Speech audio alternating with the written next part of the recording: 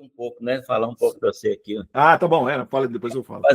Fazer uma ligeira apresentação, mas eu gostaria que depois ele mesmo complementasse aí, né? Marcelo Rovai, ele é um engenheiro formado na Universidade Federal de Itajubá, que é a mesma universidade que eu me formei, nós somos contemporâneos de escola. Ele é formado em engenharia elétrica e depois fez especialização pela Politécnica da USP, MBA pelo INSPER e mestrado em ciência de dados pela Universidade del Desarrollo do Chile. E ele tem hoje ele mora em Santiago do Chile e ele é professor voluntário, professor emérito da Universidade Federal de Itajubá. Ele dá aula lá do Chile para o pessoal de pós-graduação e orienta os meninos lá em Itajubá em projetos de inteligência artificial, né?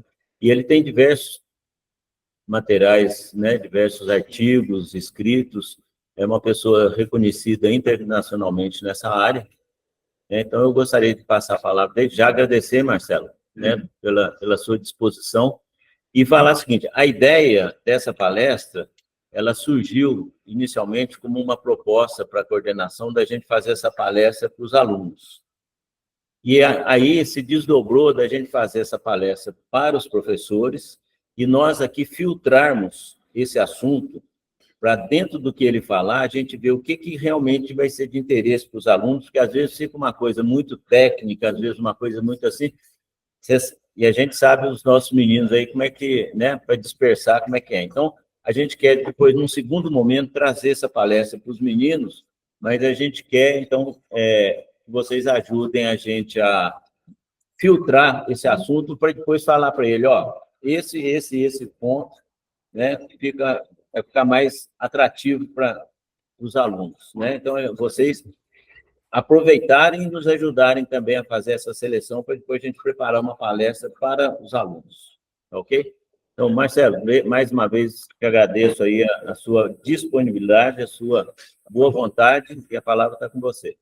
Ok. Muito obrigado, Xavier, professor Wilson. Obrigado a todos, obrigado pela coordenação da escola, pelo convite. Para mim é um prazer estar com vocês. Eu acho que, bom, não vou nem falar do trabalho maravilhoso que vocês fazem. Eu acho que e até, vamos dizer assim, com o Xavier me pediu para conversar um pouco sobre o que era a inteligência artificial e, vamos dizer assim, como que, vamos dizer assim, a inteligência artificial iria, vamos dizer assim, influenciar na educação. E eu acho que e esse era o título, né? Foi o título Inteligência Artificial, o futuro na educação. Mas eu estava pensando, e aí o título não está correto. Eu acho que o futuro está na educação, né? O futuro da inteligência artificial está na educação. A importância que a gente vai ter de educar as crianças para entender o que é e como usar e como até sobreviver nesse mundo que a gente está vendo hoje em dia, né? Então é isso que a gente vai falar um pouquinho hoje aqui, né, com vocês. Como o Xavier falou, eu sou engenheiro e eletrônica está na minha veia. Eu adoro eletrônica. Eu sou um dinossauro da informática. Eu fiz colégio técnico, né, em São José dos Campos, nos anos 70, de 74 a 77, quando a eletrônica digital estava começando. Aí meu primeiro projeto naquela época foi exatamente de fazer LEDs piscarem, que a gente fazia uma automação de um forno industrial. Fui para engenharia, fui para a Universidade Federal em Itajubá. O Xavier, por exemplo, ele fez a área de potência, que inclusive é a área mais desenvolvida da universidade, né, essa parte de eletricidade, de eletrotécnica.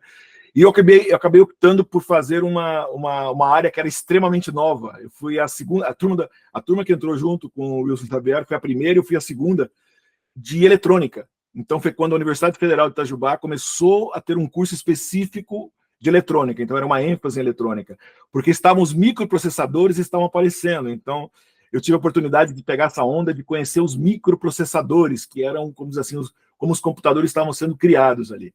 Depois, trabalhando como engenheiro nos anos 80, eu tive a oportunidade de ver o nascimento do PC, né, dos computadores pessoais. Trabalhei em empresas diretamente relacionadas, dei aula e tudo, e depois, na época, fui para São José dos Campos, dei aula para engenheiros da Embraer, da Panasonic, ensinando o que eram os microprocessadores, porque eles estavam usando isso nos projetos, né, brasileiros. Na época, o Brasil já tinha o Bandeirantes, mas já tinham projetos de fazer aviões mais desenvolvidos, né, principalmente com os convênios com a Itália e tal. Interessante, aí com que eu aprendi em Itajubá, né, na engenharia, de microprocessadores, eu fui ajudar a reciclar os engenheiros da Embraer, porque eles não tinham visto em microprocessadores. Depois eu fui para empresas como AT&T, né, NCR e tudo, CID Informática em São Paulo, e aonde então eu peguei esse boom do que era o computador. Na verdade, na CID Informática eu peguei o boom até dos computadores, né, na Vibrasa, Aeroespacial e tudo, e depois, nos anos 90, na AT&T, na NCR, eu peguei o boom da internet. Então eu peguei eletrônica digital, microprocessadores, PCs, internet, né? E, vamos dizer assim, acompanhei toda essa fase. Tive uma espécie de uma parada um pouquinho, porque, na verdade, como todo engenheiro, eu acabei, como Xavier também, a gente acaba indo mais para um lado da administração, acabei tomando conta de pessoas, acabei sendo vice-presidente de uma multinacional para a América Latina, viajava muito e acabei, vamos dizer assim, passei por muitos anos, da parte técnica mais sofisticada que eu trabalhava era a planilha Excel, e em geral usando o menos, o mais e a multiplicação eu já não usava muito, né, na planilha, mas a gente trabalhei muitos anos nisso, até que uns 7 anos atrás, eu comecei a voltar para a eletrônica, voltei para a escola, fui fazer mestrado, e cheguei a um ponto que, vamos dizer assim, a parte de educação começou a me atrapalhar com a minha parte executiva, ao contrário, a parte executiva me atrapalhando a parte de educação, e meu sonho sempre era voltar a ser professor. Esse era meu goal. Eu falei, tá bom, acabei indo para a carreira executiva, mas queria voltar a ser professor. Tomei decisão, deixei o meu cargo executivo e comecei a escrever sobre eletrônica e dar aulas. E aí voltei para Itajubá, me convidaram, eu sou professor honoris causa da universidade, sou professor voluntário. Quer dizer, hoje eu sou aposentado 100%, tanto no Chile quanto no Brasil, e dedico 100% do meu tempo a dar aulas na universidade, como o Xavier falou, eu oriento projetos de alunos, faço parte de um grupo onde está a Universidade de Harvard, a Universidade de Colômbia, o Centro de Pesquisa de Física Teórica da ONU, da Unesco, na Itália, o ICTP. Nós fazemos um grupo onde a nossa intenção é trazer a educação, o uso da inteligência artificial aplicado à eletrônica, é um nicho bem específico, vocês vão ver, eu vou dar uns exemplos para vocês, para o sul global. Então, esse é o nosso trabalho, é aproveitar o que tem no norte, nas grandes universidades, entender isso e trazer para o sul global. É onde eu fiz o meu curso Itajubá, foi o primeiro curso de inteligência inteligência artificial aplicada a dispositivos como, por exemplo, isso aqui, ó. Isso aqui é um microcontrolador com uma câmera, com isso aqui eu faço classificação de imagens, deteto coisas, automatizo. São esse tipo de tecnologia que a gente trouxe. O primeiro curso da América Latina, o primeiro foi em Harvard, foi o primeiro do mundo, o segundo foi da Universidade de Itajubá, em 2020, durante a pandemia. E aí o pessoal gostou e acabei ficando até hoje lá, como dando aulas remotas, vamos dizer assim. A gente aprendeu a dar aula remota, né, um pouco, né, eu acho. Né? Todos nós, né, vocês também passaram por isso, sofreram. Mas é isso, pessoal, só para dar essa visão, mas vamos começar pelo que interessa aqui, né? Falar um pouquinho, então, de inteligência artificial, tá bom? Vamos lá. Vamos ver aqui. Então, falando um pouquinho de inteligência artificial, acho que a primeira pergunta que vem é o que é inteligência artificial? Gente, sistema intelectual, inteligência artificial, eu acho que são todos, né? Tudo que a gente tem hoje, que executa a tarefa que normalmente um ser humano podia fazer, né, o que exige uma espécie de inteligência parecida com a nossa, é parte da inteligência artificial. Então, sistemas, por exemplo, que a gente tem hoje, né, sistemas virtuais como Alexa, o Google, isso é inteligência artificial, né? São aplicações de inteligência artificial. Sistemas de recomendação, né, como Netflix, Spotify, esses chatbots, quando você entra aí num site do governo para fazer uma pergunta, como é que está o meu imposto de renda? Às vezes é respondido por um chatbot. Isso é inteligência artificial, né? Então, isso é muito importante, né? Legal, então, pensando isso, a inteligência artificial está no meio da gente hoje, né? Agora, ela não começou agora. Esse boom que a gente está vendo nos últimos anos, como eu comentei com vocês, das grandes levas, né? Dá a impressão que a inteligência artificial, então, ela começou agora no século XXI. Não é verdade, tá? A inteligência artificial, ela já foi colocada lá pelo Alan Turing nos anos 50, né? Ele tinha um paper famoso dele, onde ele fala como que seria a inteligência artificial. Depois a gente pode chamar atenção lá para os anos, ainda nos anos 50, né? Um pouquinho antes tanto dos dinossauros aí como Xavier e eu nascermos, né? A inteligência artificial, ela foi oficialmente colocada como uma disciplina de estudo lá no MIT.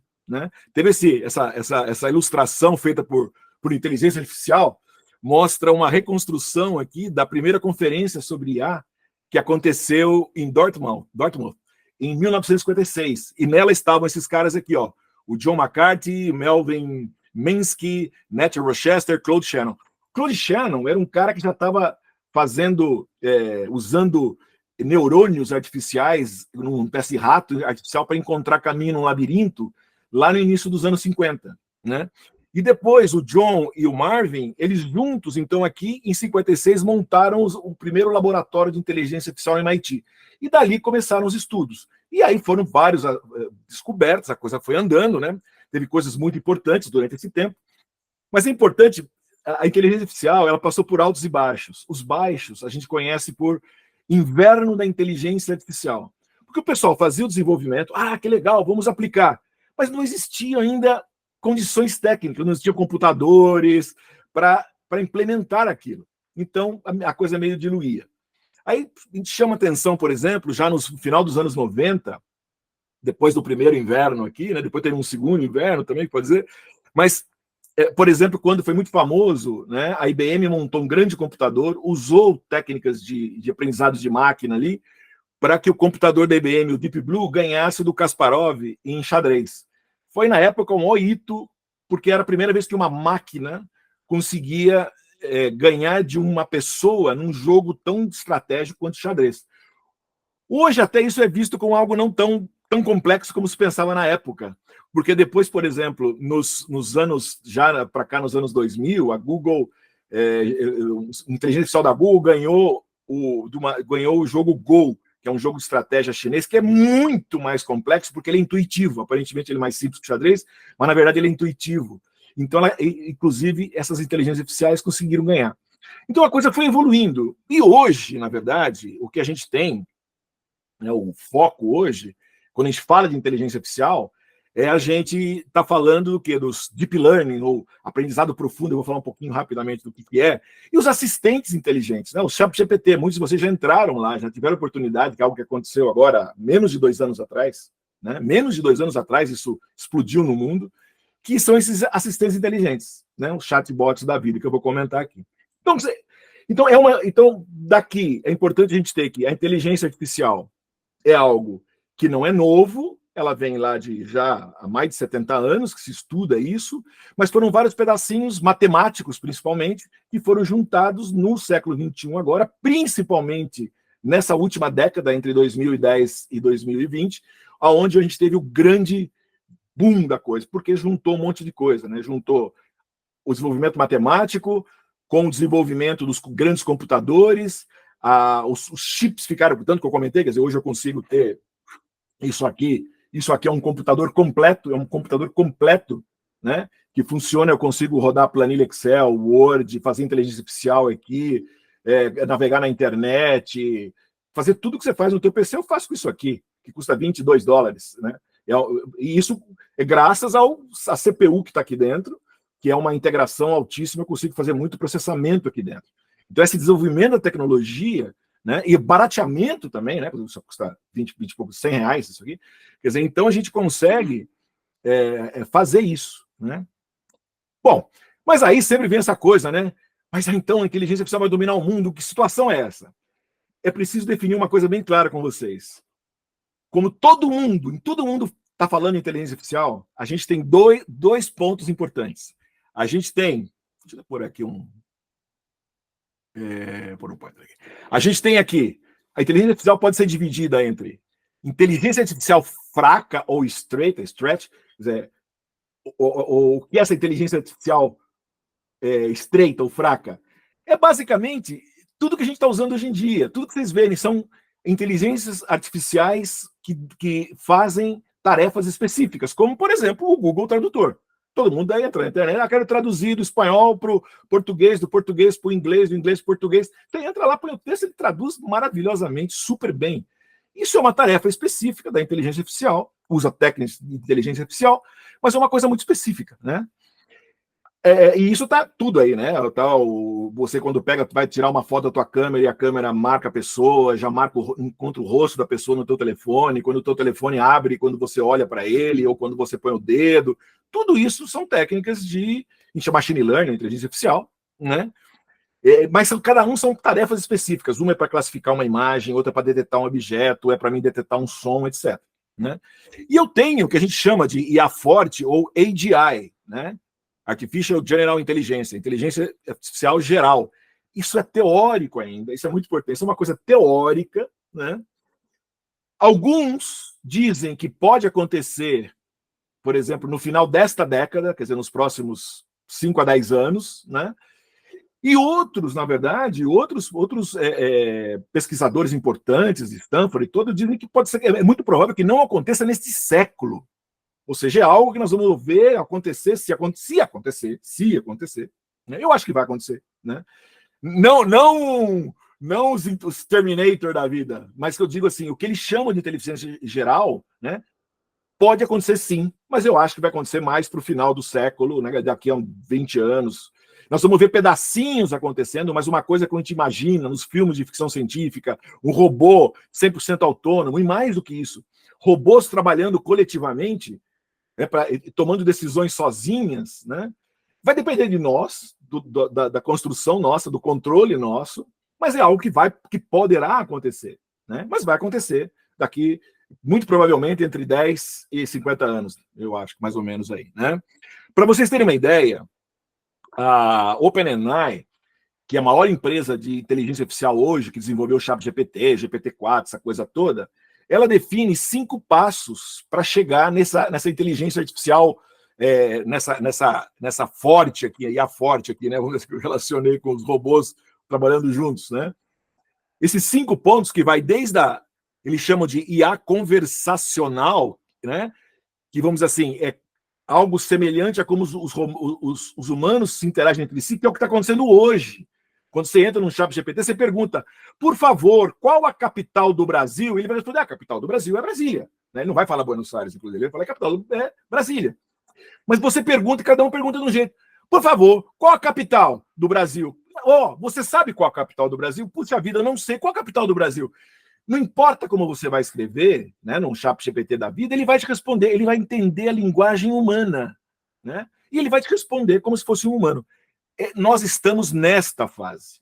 Eu diria que até no final, já começando nessa segunda fase, algumas aplicações mais modernas, como, por exemplo, a aplicação da OpenAI que saiu a semana passada, que a inteligência ela se conversa entre si, ela faz, você pergunta uma coisa, ela fala, deixa eu me ver, e ela começa a perguntar para outras pessoas, outros pedaços da inteligência dentro dela, elas começam a trabalhar entre si para responder a tua pergunta, né?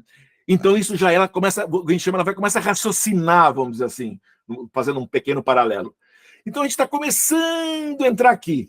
Isso depois de, vamos dizer assim, de 10 anos de evolução forte agora, rápida, extremamente rápida, nós estamos chegando aqui. Para mim chegar lá nas organizações que envolvem a criação de sistemas que podem trabalhar juntos para atingir objetivos comuns e totalmente autônomo, passando por os inovadores, os agentes autônomos, robôs, etc., nós estamos falando de algo muito longe. Então, gente, a minha conversa com vocês de inteligência artificial a inteligência artificial de aplicações específicas, porque nós estamos exatamente nessa fase aqui, começando a entrar aqui. Perceberam? Nós não vamos falar aqui de como é que um robô vai dominar o mundo, porque isso não existe. E pode existir um dia se a gente não fazer as etapas que deveriam ocorrer. Muito bem. Tá bom. Só para a gente botar, eu preciso colocar algumas definições para vocês. Quando eu falo de inteligência artificial, é muito comum vocês ouvirem, né? Inteligência artificial tá bom. É alguma coisa que faz, mais ou menos, são máquinas, ou seja lá o quê, modelos de computador que trabalham como se fosse o ser humano. Tá bom. Mas dentro dela tem uma parte que a gente chama de machine learning, ou aprendizado de máquina, que é muito importante, né? E é toda a base do que nós estamos vendo hoje, que nós fazemos a máquina aprender com os dados, tá certo? Quer dizer, como que a máquina vai aprender com os dados sozinha? Né? Esse é o que a gente chama de machine learning, ou eu estou usando o termo em inglês porque é muito usado, então eu acho que é importante, mas é aprendizado de máquina também, a gente ouve, né? seria o termo em português, mas a gente ouve mais o machine learning, que é a máquina aprender sozinha, mas não é nada complicado. Eu vou mostrar um exemplo super simples para vocês. E dentro desse conjunto, dentro dessa aprendizagem de máquina, tem uma parte dela que é o aprendizado profundo, ou deep learning, né? Um nome bonito, tal, porque é usado diretamente com as grandes modelos de inteligência artificial, que, na verdade, é algo que ele usa o mesmo conceito que o nosso neurônio usa dentro do cérebro. O conceito é o mesmo, vou mostrar, que é muito simples também. Tá? Então, quando a gente fala de deep learning, que é o uso da rede neural para fazer um modelo de inteligência artificial, é um subconjunto desse machine learning, que é uma coisa um pouco mais complexa, não necessariamente complexa, mas mais abrangente, que é uma parte da inteligência artificial. Então é isso que a gente está trabalhando hoje em dia, dentro dessa linha. Tá? Legal, então, quer dizer, quando a gente fala de deep learning, que é o que está mais assim, quente, né? Deep learning, o que é? Por exemplo, imagina que eu venho aqui, eu quero fazer um modelinho para rodar dentro desse negocinho aqui, ou dentro do teu telefone, para diferenciar coisas. Por exemplo, eu quero olhar para o meu telefone e ele abrir comigo. Ele vai saber, primeiro, essa é uma pessoa, essa pessoa tem essa cara é a cara do Marcelo. Eu estou classificando, né? Não é essa cara do Marcelo, não é a cara do Xavier. Se eu botar meu telefone aqui para ele, não vai abrir com a cara do Xavier. Primeiro que eu sou mais bonito que o Xavier, né? Então, já não abriria, né? Mas, tudo bem. Mas vocês percebem? Mas como é que isso aconteceu? Isso aconteceu. Primeiro, eu botei aqui esse tal de Deep Learning. É Deep Learning porque eu tenho várias camadas, né, de uma coisinha aqui, de um monte de nozinho, e cada nozinho desse aqui é um neurônio, ou uma simulação de um neurônio. Aí como é que isso funciona? Eu vou botar um monte de imagem de gato. Eu quero classificar, eu quero botar uma foto, uma hora. Eu quero chegar aqui, né, botar uma foto de um gato e esse negócio me dizer, isso é um gato, ou isso é um cachorro. Um negócio bem simples, ou é o Marcelo ou o Xavier, né? Para esse negócio funcionar, eu teria que dar centenas de milhares de fotos de gato para esses neurônios, centenas de fotos de cachorro para esse cara, trabalharia isso aqui, ele iria aprender, tem técnicas que ele vai aprender, fazer ele aprender, e no final, quando ele já aprendeu, aí eu posso entrar com uma foto, de uma foto de um gato, ele vai dizer, isso aí é um gato. Gente, é o mesmo procedimento ou a mesma coisa que acontece com o ser humano, né? Imagina uma criança. Uma criança já tem os neurônios aqui dentro, certo? Ela já tem a estrutura dela. Você está lá com o teu filhinho no colo, ele tem lá 2 anos de idade, está aprendendo a andar, falar e tal, 1 ano e pouco e tal. Aí, cara, passa um gato, ele fala, e aí você fala, miau, miau, para ele, né? Legal. Aí passou outro gatinho, miau. Aí você, papai, fala, olha, miau, miau, bacana. Aí, de repente, passa um cachorro, aí o filhinho fala, o neném fala, miau. Não, esse é au, au. O moleque fala, caraca. Aí, imagina um moleque pensando, né? Moleque, a menininha, caramba, tem rabo, tem orelha, tem olho. Por que esse cachorro, o outro era gato, agora mudou o nome? Mas a hora que ele vê 10, 20, 30 gatos, 10, 20, 30, ele vai começar a olhar, o gato é diferente, a orelha é mais pontuda, o olho tem um risquinho. Percebe? A própria criança vai começar a perceber detalhes que diferenciam o gato do cachorro. Essa rede neural vai fazer a mesma coisa, ela vai aprender detalhes que vão diferenciar um ou outro. E esses detalhes, obviamente, quando você vai entrar aqui, é os pixels da imagem, né?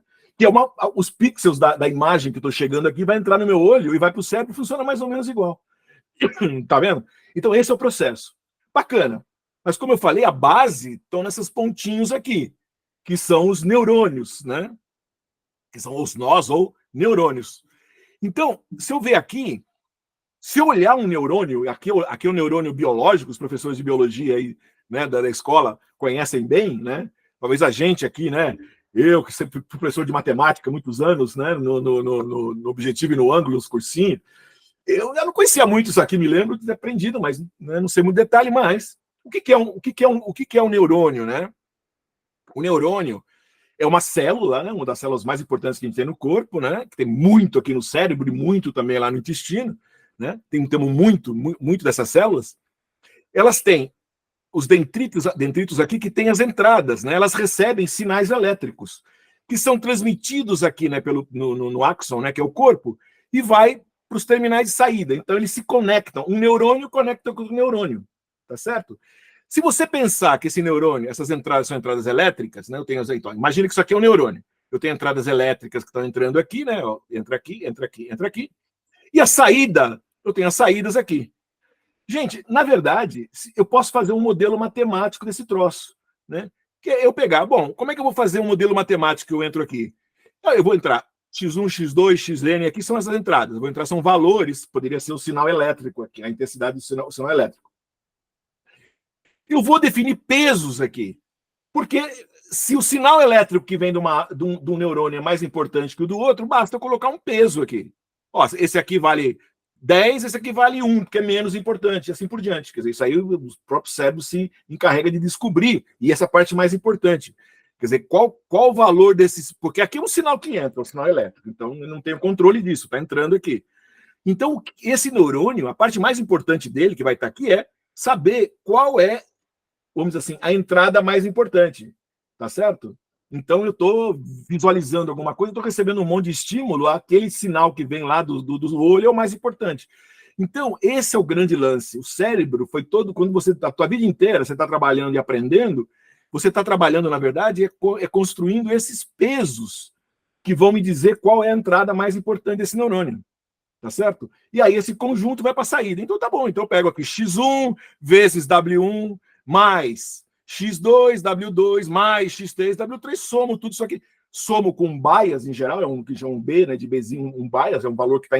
Em geral, eu tenho um valor aí independente dessas entradas, e posso passar por uma função, esse é um detalhe, não vamos entrar no coisa. Mas, gente, isso aí... E aí, vamos dizer assim, quando eu falo que eu preciso botar um monte de fotos de gatos e cachorros para treinar isso aqui, o que eu quero fazer é entrar... As entradas aqui, então, são valores de X, que são os valores dos pixels, né, dos pixels aqui. Imagina que isso aqui é uma foto de 100 por 100, né? Então, 100 por 100, eu tenho 10 mil pixels aqui. Cada pixel tem uma intensidade. Se é uma foto colorida, eu tenho 3 camadas, a vermelha, a azul e a verde, né? E esses são a entrada, são valores matemáticos, valor, né? E aí, para cada um aqui, eu vou ter um peso que vai... Então, quando eu passei milhares de fotos, eu vou aprender qual é esse peso. Imagina, então, quando eu tenho... Esse é um neurônio, quando eu tenho um neurônio matemático, o primeiro, os mais importantes, lá, o de um neurônio de uma célula só, é o que a gente chama de perceptron, né? Gente, isso é coisa tão simples como ter uma equaçãozinha desse tipo aqui, ó, y igual a x mais b. Então, quando eu estou treinando uma rede neural bodosa, eu estou querendo encontrar esses parâmetros aqui, ó. Eu estou querendo encontrar o valor dos parâmetros, que são os valores desses parâmetros aqui, para entender como a célula como ela vai funcionar. Da mesma maneira, funciona como eu tenho uma equação desse tipo aqui, é encontrar esses valores. Quer ver? Vamos olhar.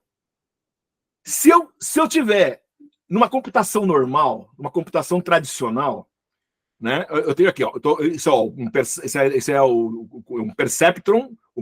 Aqui eu estou botando 2 entradas, mas aqui eu tenho um perceptron de uma entrada só. Eu tenho uma entrada, que são os valores de x, e tem uma saída, que são os valores de y. Y é a saída, x é a entrada, e esses são os parâmetros. Tá? A maneira normal que nós estamos acostumados a raciocinar, qual que é? Como é que o computador funciona? Como é que o Excel funciona no computador? Eu entro com o valor x, tá certo? Existe uma função aqui dentro que relaciona os parâmetros, tá certo? E eu encontro a saída. Ah, beleza. Deixa eu tentar escrever aqui. Por exemplo, se eu chegar e falar assim, tá bom, y igual a 2x mais 1. Difícil escrever aqui no meu tablet. 2x mais 1. Ficou feio, né? Mas tá bom. 2x mais 1. Ah, legal. Beleza. Então, esse aqui, ó, esse 2 é o parâmetro A, e esse 1 tá feio, né? Ficou muito feio isso aqui. Espera aí. Y igual 2x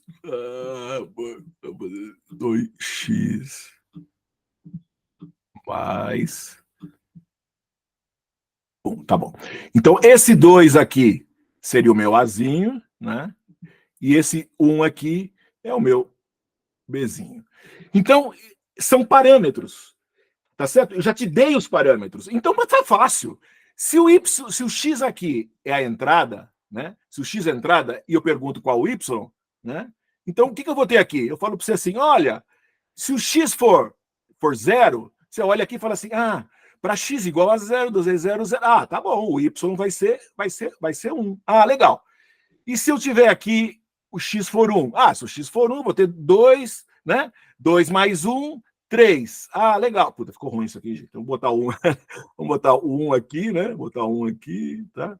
Aqui tá o 3. Então, legal. Então eu tenho aqui. Legal. Então, para o x igual a 1, eu tenho esse cara aqui que é o 3. Ah, legal. Ah, se o x for igual a 2. Ah, bom, 2 vezes 2, 4, mais 1, 5. Então, eu vou ter aqui, a escala não está muito boa, gente, mas... Tá? Eu venho aqui, né? Tem esse outro ponto aqui. Legal, então beleza. Inclusive, agora eu posso até... Bom, isso aqui é uma... Aí os professores matemáticos não sabem, isso aqui é uma equação de uma reta, eu posso passar a reta aqui, ou seja, para cada x que eu botar aqui, infinito x, eu sempre vou encontrar o y aqui. Maravilha! Eu te dei os parâmetros e você encontrou o y. O que acontece no machine learning é o oposto. Eu tenho a entrada e tenho a saída e não tenho os parâmetros. Ou seja, gente, isto é um gato. Eu dou a foto do gato para o algoritmo e falo, isto é um gato. Ele vai lá e guarda. Isto é um cachorro. Ele guarda. A entrada é a foto. A saída é o label que a gente fala, o que é. Né? Isso funciona para qualquer coisa de classificação. Então, aqui seria diferente. Né? Aqui seria assim, eu falo, olha, gente, para x igual a 0, y igual a 1. Aí eu tenho esse ponto aqui. Então, eu tenho 0, né? E tenho o 1 aqui. Eu dei o x e dei o y. Marquei o ponto aqui. Pessoal, para x igual a 1, né? O y é igual a 3. Está aqui. Então, para 1 aqui, é igual a 3. Eu vou dando esses valores. Para isso aqui igual a 2, né? Isso aqui vai dar 5, né? E aí vai, né? Então, o que acontece? Eu dou os valores, eu vou dando os valores aqui para você, eu dou uma série de valores. Quanto mais valores eu der, melhor. Aqui eu estou pondo uma reta, podia ser espalhado. No primeiro momento, você olha, eu pergunto, qual o valor do A e do B? Você fala, putz, como é que eu vou fazer isso aí? Você fala assim, sei lá, vamos chutar. X igual a 0 e B igual a 0. A igual a 0 e B igual a 0. Você fala, vamos tentar, os dois zeros. Então 2 vezes 0, 0, né? Se eu entro aqui com 0, né? 0 vezes 0 é 0. Não deu. Porque para 0 daria 1. Puxa, errou. Puxa, não dá certo. Vamos pensar o seguinte, vamos pensar então que o A aqui, né? O A, esse A aqui vai ser 0, mas esse aqui vai ser 1. Vamos ver. Então, perceberam? Aí quando eu botei o 1, puta, não deu certo. Então, você vai chutando valores de A e de B, vai vendo qual é o erro deles. Puxa, né? O primeiro deu muito errado, deveria dar 1, deveria dar 2, deu 1. Até que você vai encontrar quais são os valores de A. É chute, você vai chutando, né? E até se encontrar qual o valor de A e B que a equação funcionaria. Na prática, você pode ter os pontos, não é uma. Aqui é uma função linear, né? Mas poderia não ser linear. Essa aqui poderia ter um fator aqui não linear aqui dentro também. Então, eu iria encontrar qual seria a reta que passaria mais perto, né, de todos os pontos para mim ter o menor erro. Isso é o treinamento que a gente faz no modelo. Então, eu conseguiria aqui, com os meus alunos na universidade, gente, eu começo por aqui.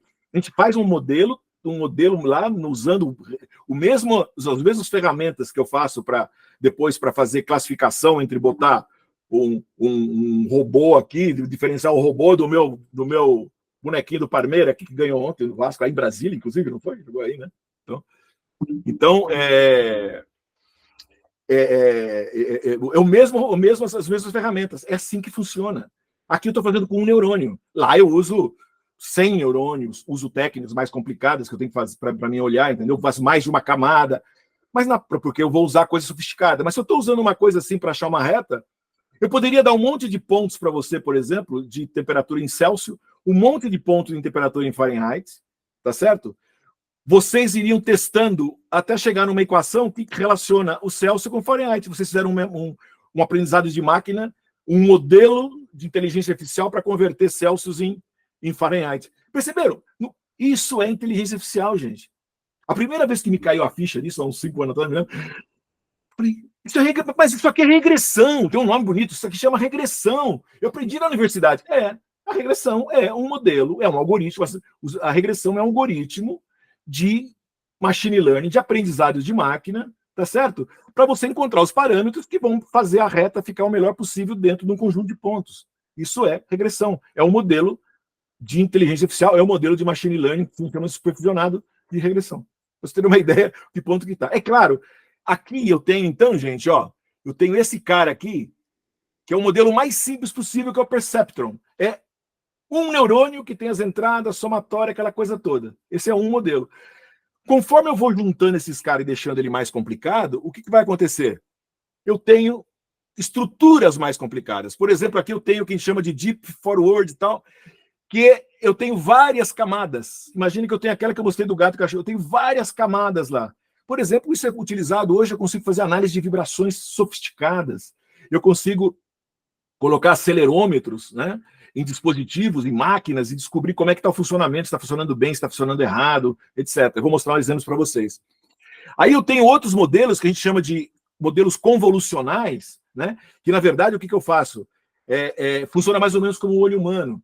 Antes de entrar no neurônio, eu passo filtros, porque eu vou fazer filtragem para ficar só com tentar separar o olho da boca, dos detalhes, e deixar essa rede neural com esses pedacinhos, que imagina aquilo que o neném fez quando viu lá, e juntar diferenciar o gato do cachorro. Então são redes convolucionais, a gente chama de CNN, né, ou Deep Neural Convolution Network, mas o mais comum também a gente ouve falar CNN.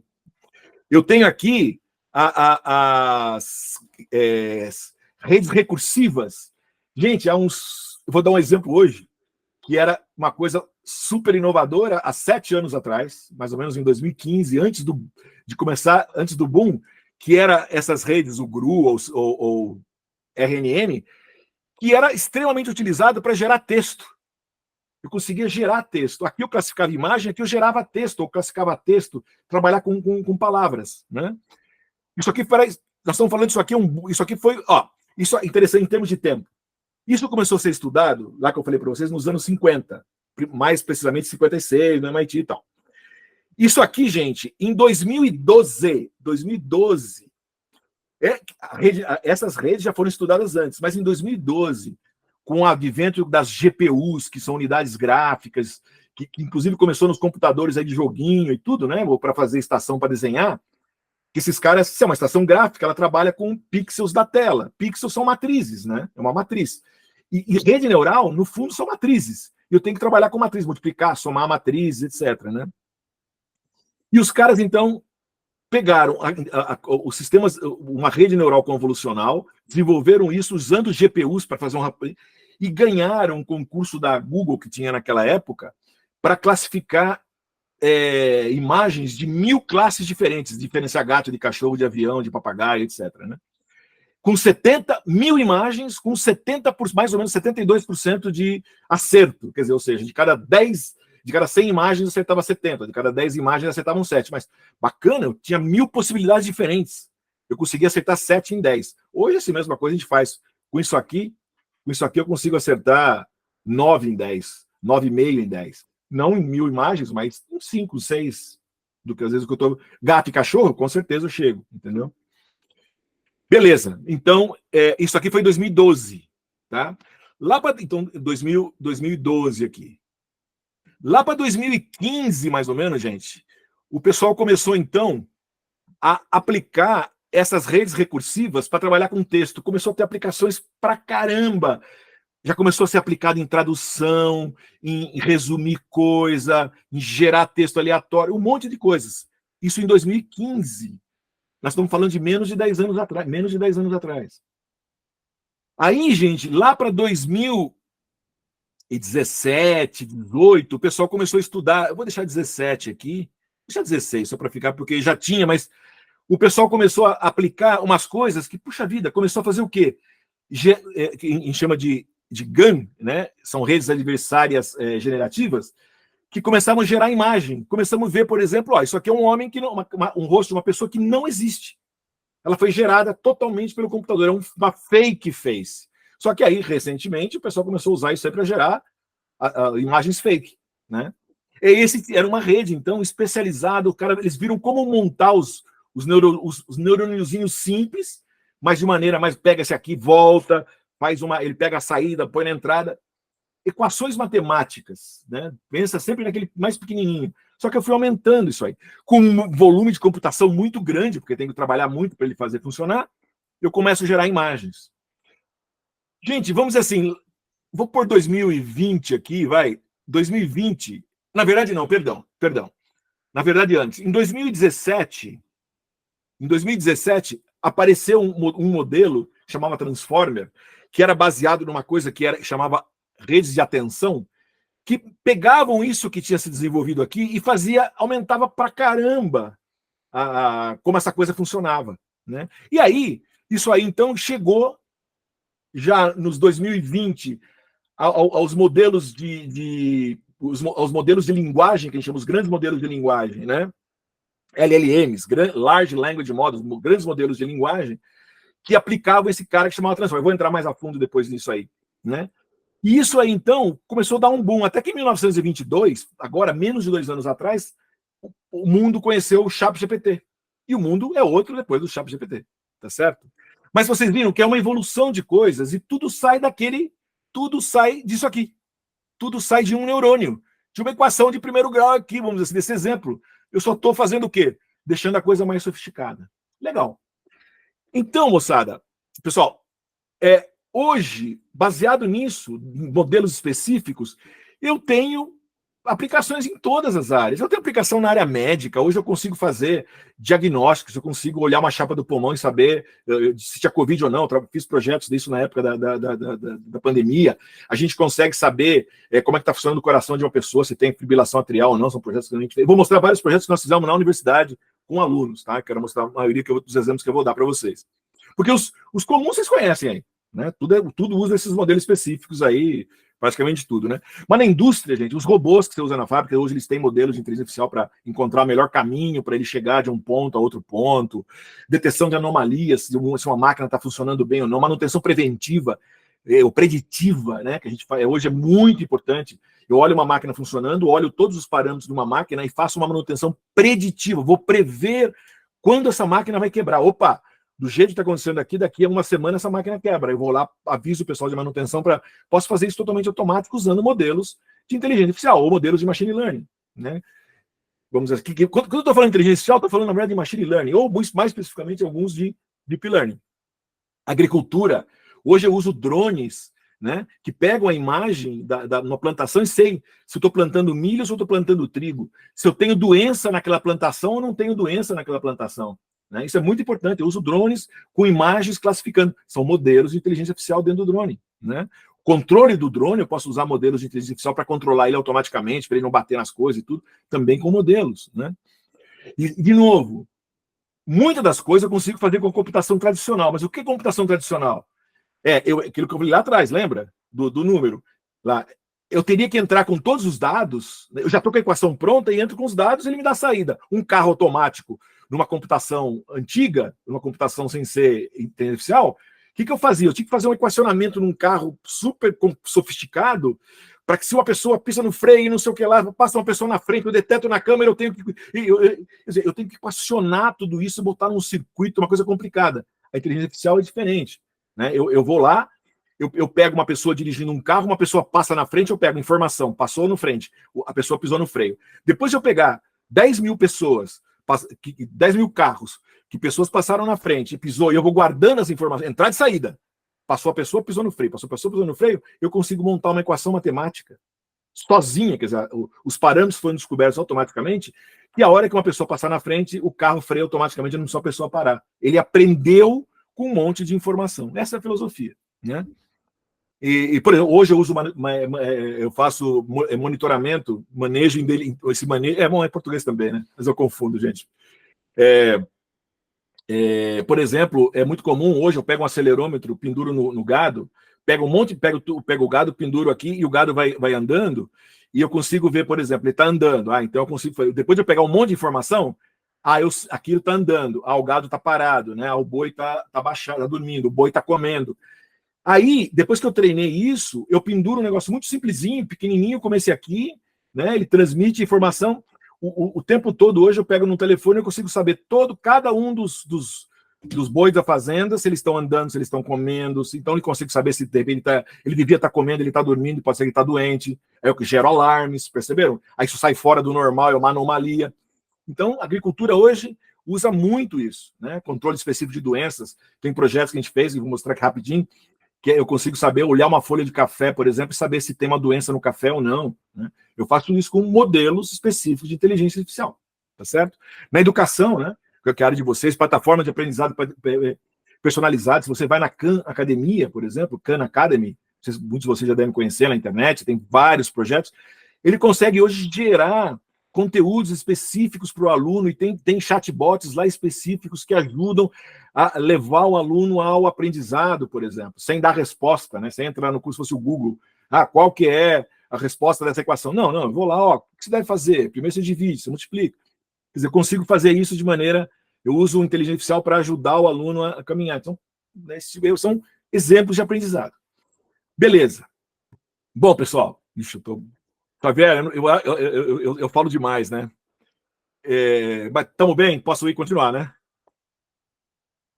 Bom, eu queria dar alguns exemplos, eu vou tentar ser mais rápido. Agora, acho que essa parte era importante, que eu falei bastante, mas para vocês terem uma ideia que não tem bicho de 7 cabeças. Não é nada tão complicado assim. Mas eu queria mostrar, não exemplos que vocês estão acostumados. Você vai no banco, vai pedir um crédito, quando o cara te dá lá, saber se o teu score é positivo para você ganhar o empréstimo, por exemplo, ele vai olhar quantas dívidas você tem no cartão de crédito, etc. São modelos de machine learning que ele usa para ver qual que é a probabilidade de você pagar ele ou não. Ou eles olhando todo o volume de dados do banco, de todos os cartões de crédito, saber se podia ter uma fraude ou não. Eu tenho muitos exemplos, hoje praticamente em todas as áreas que vocês estão trabalhando hoje, eu tenho projetos, eu tenho modelos de inteligência artificial, ou de machine learning, que são aplicados especificamente na área de finanças, de saúde, de tudo, né?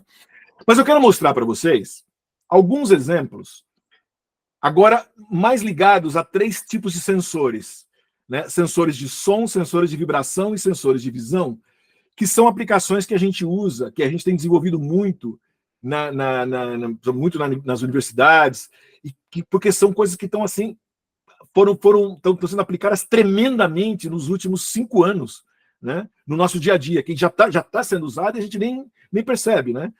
O primeiro caso mais clássico, no caso do som, né? Eu tenho isso é aplicado, por exemplo, numa Alexa da vida, né? Num assistente pessoal, você nem percebe. Mas, gente, como é que funciona? Vocês já pensaram como é que funciona esse negócio? Na verdade, aquilo está ligado, a Alexa está o tempo todo ouvindo tudo, mas ela não está pegando aquelas informações. Muita gente tem teoria da conspiração. Ela está ouvindo tudo isso e levando para a nuvem. Impossível, não faz isso. Ela não manda nada para a nuvem. O que ela faz ela foi treinada ouvindo um monte de palavras para descobrir quando se fala a palavra Alexa. Então, quando a palavra Alexa é falada, aí ela liga, ela faz um trigger e aí ela se conecta com a nuvem. Aí você pode fazer perguntas e tal. Então, é um caso bem comum. Mas você quer ver? Não é só esse tipo de aplicação, tá? Então, vou entrar em específico alguns exemplos. Por exemplo, esse foi um projeto que eu trabalhei com o pessoal lá do ICTP, comentei aquele centro de Trieste, né, centro da Unesco, junto com esse outro, que era um estudante de PhD lá, da Universidade do Sudão. Nós trabalhamos com um dataset de som de pernilongo, né? A gente pegou milhares de som de pernilongo, principalmente a gente queria achar o Aedes aegypti, né? Então a gente pegava aqui, tá o som aqui eu tenho o sobreposto, né? O espectro, aqui na verdade é o espectro de frequência do monte de...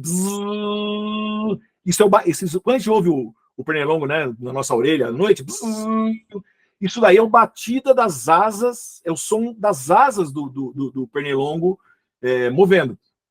Por exemplo, o Aedes aegypti, ele tem aqui em torno de 600 Hz, é mais ou menos a principal componente de frequência dele.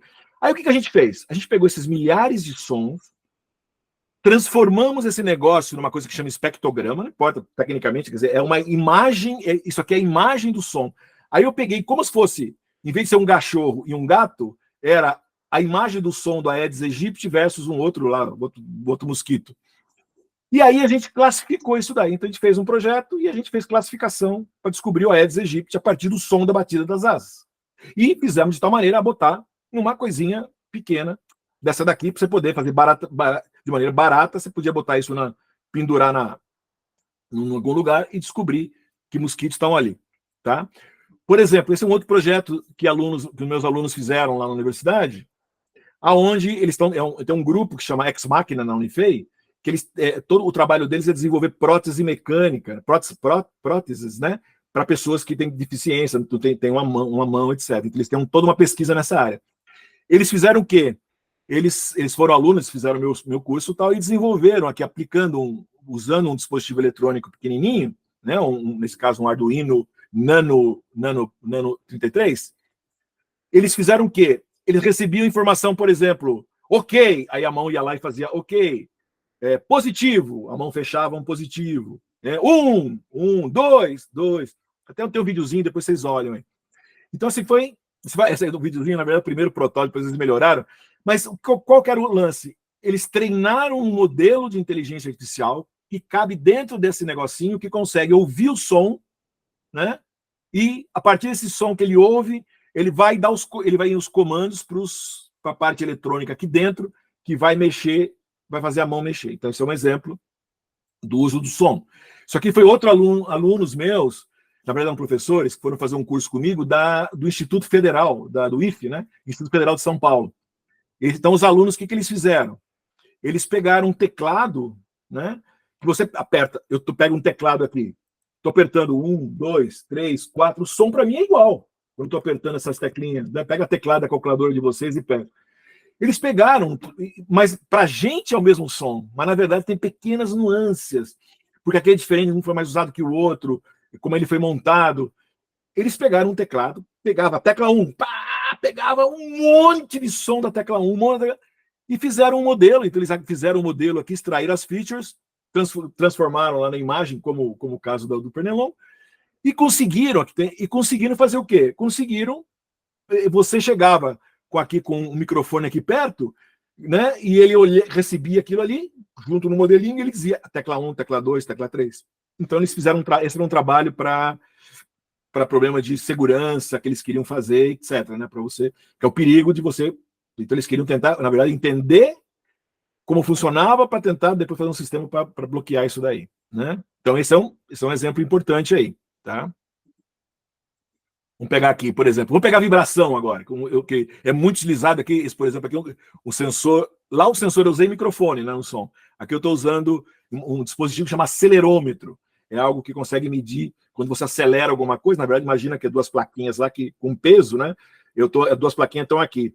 Quanto mais eu acelero, mais uma é fixa, a outra vai chegando mais perto, aí eu tenho uma variação da capacitância no meio desse negócio aqui, eu consigo fazer um transdutor entre aceleração e eletricidade, né? E aí eu consigo medir vibrações, né? Então, por exemplo, isso aqui também são outros alunos, também, na verdade, aluno e professor do Instituto Federal de São Paulo, eles fizeram um sistema de detecção de anomalias, que a gente fala.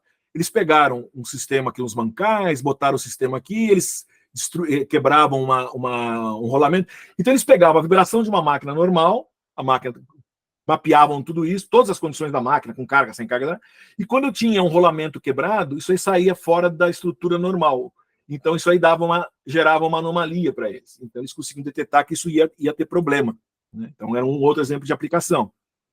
Esse projeto é um projeto de alunos fizeram também lá da universidade, um projeto do CNPq. O que os alunos fizeram? Eles pegaram aqui, ó, essa caixinha aqui dentro, né? Olha lá, tem um microcontrolador aqui, né? E aqui dentro com acelerômetro e giroscópio, que é outra, o giroscópio pega, na verdade, movimentos angulares, né? Ó, tá colado, tá vendo? Ó, e tá colado aqui, ó, em cada um desses halteres. E aí eles capturaram um monte da pessoa fazendo, né, halteres, fazendo, sei lá, não sei como é que chama esses nomes desses. Eu não sou muito dessa, eu sou mais de ficar aqui no computador, eu sou bom de exercício com o dedo, né? Mas o pessoal foi lá, aí faz assim, faz assado e tal. Mas, por exemplo, eu sei que já aprendi quando eles fizeram aqui, o certo é quando você faz com o braço igual o professor está fazendo aqui, ó, aqui e aqui.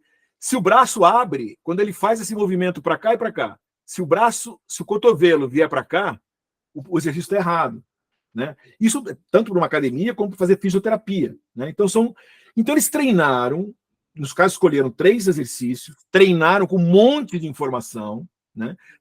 Criaram o seu modelo de dados, né? Treinaram esse modelo, e essa caixinha conseguia descobrir se o exercício, e a informação mandava para uma aplicação que eles desenvolveram no telefone celular, no Android, se o exercício, qual exercício estava sendo feito, qual dos 3, e se estava sendo feito certo ou errado. Tá? Então, era uma maneira, eles treinaram com as vibrações e fizeram, então, por exemplo, uma aplicação de inteligência artificial nesse tipo de aplicativo. Tá? Então, vamos pegar alguns exemplos de visão. Por exemplo, aqui, esse aqui é um projeto dos alunos do meu curso, e aqui foi um projeto do pessoal que publicou no Hackster, que é você usar, no caso, eles usaram um drone com imagem e fazer classificação se você tinha incêndio ou não. Então, eu consigo instantaneamente, essa é a grande vantagem. Eu poderia, imagina um drone, eu estou pegando imagens de uma floresta, mandando essas imagens para algum lugar, quer dizer, eu vou gastar, primeiro, eu preciso de muita energia para mandar essas informações. A ideia aqui qual que é? Eu tenho o drone, ele pega a imagem e já diz se tem ou não incêndio naquele momento ali, não precisa mandar para lugar nenhum. Ele só vai mandar a informação, olha, na latitude tanto e longitude tanto tem um incêndio, e só a hora que ele encontrou. Com isso, eu economizo energia. Eu consigo fazer o drone andar muito mais com bateria e não ter que ficar mandando o vídeo das imagens, que é muito pesado, entendeu? Então, é uma aplicação. Aqui os alunos fizeram só um teste com fotos, né? Usando um kit que a gente usa, esse é um kit que os alunos usam para desenvolver lá, que a gente desenvolve no curso, né? E aqui eles foram aplicação prática, vocês podem entrar. Todos esses exemplos, vocês vão estar aí na apresentação. A maioria de 100% né, está em inglês.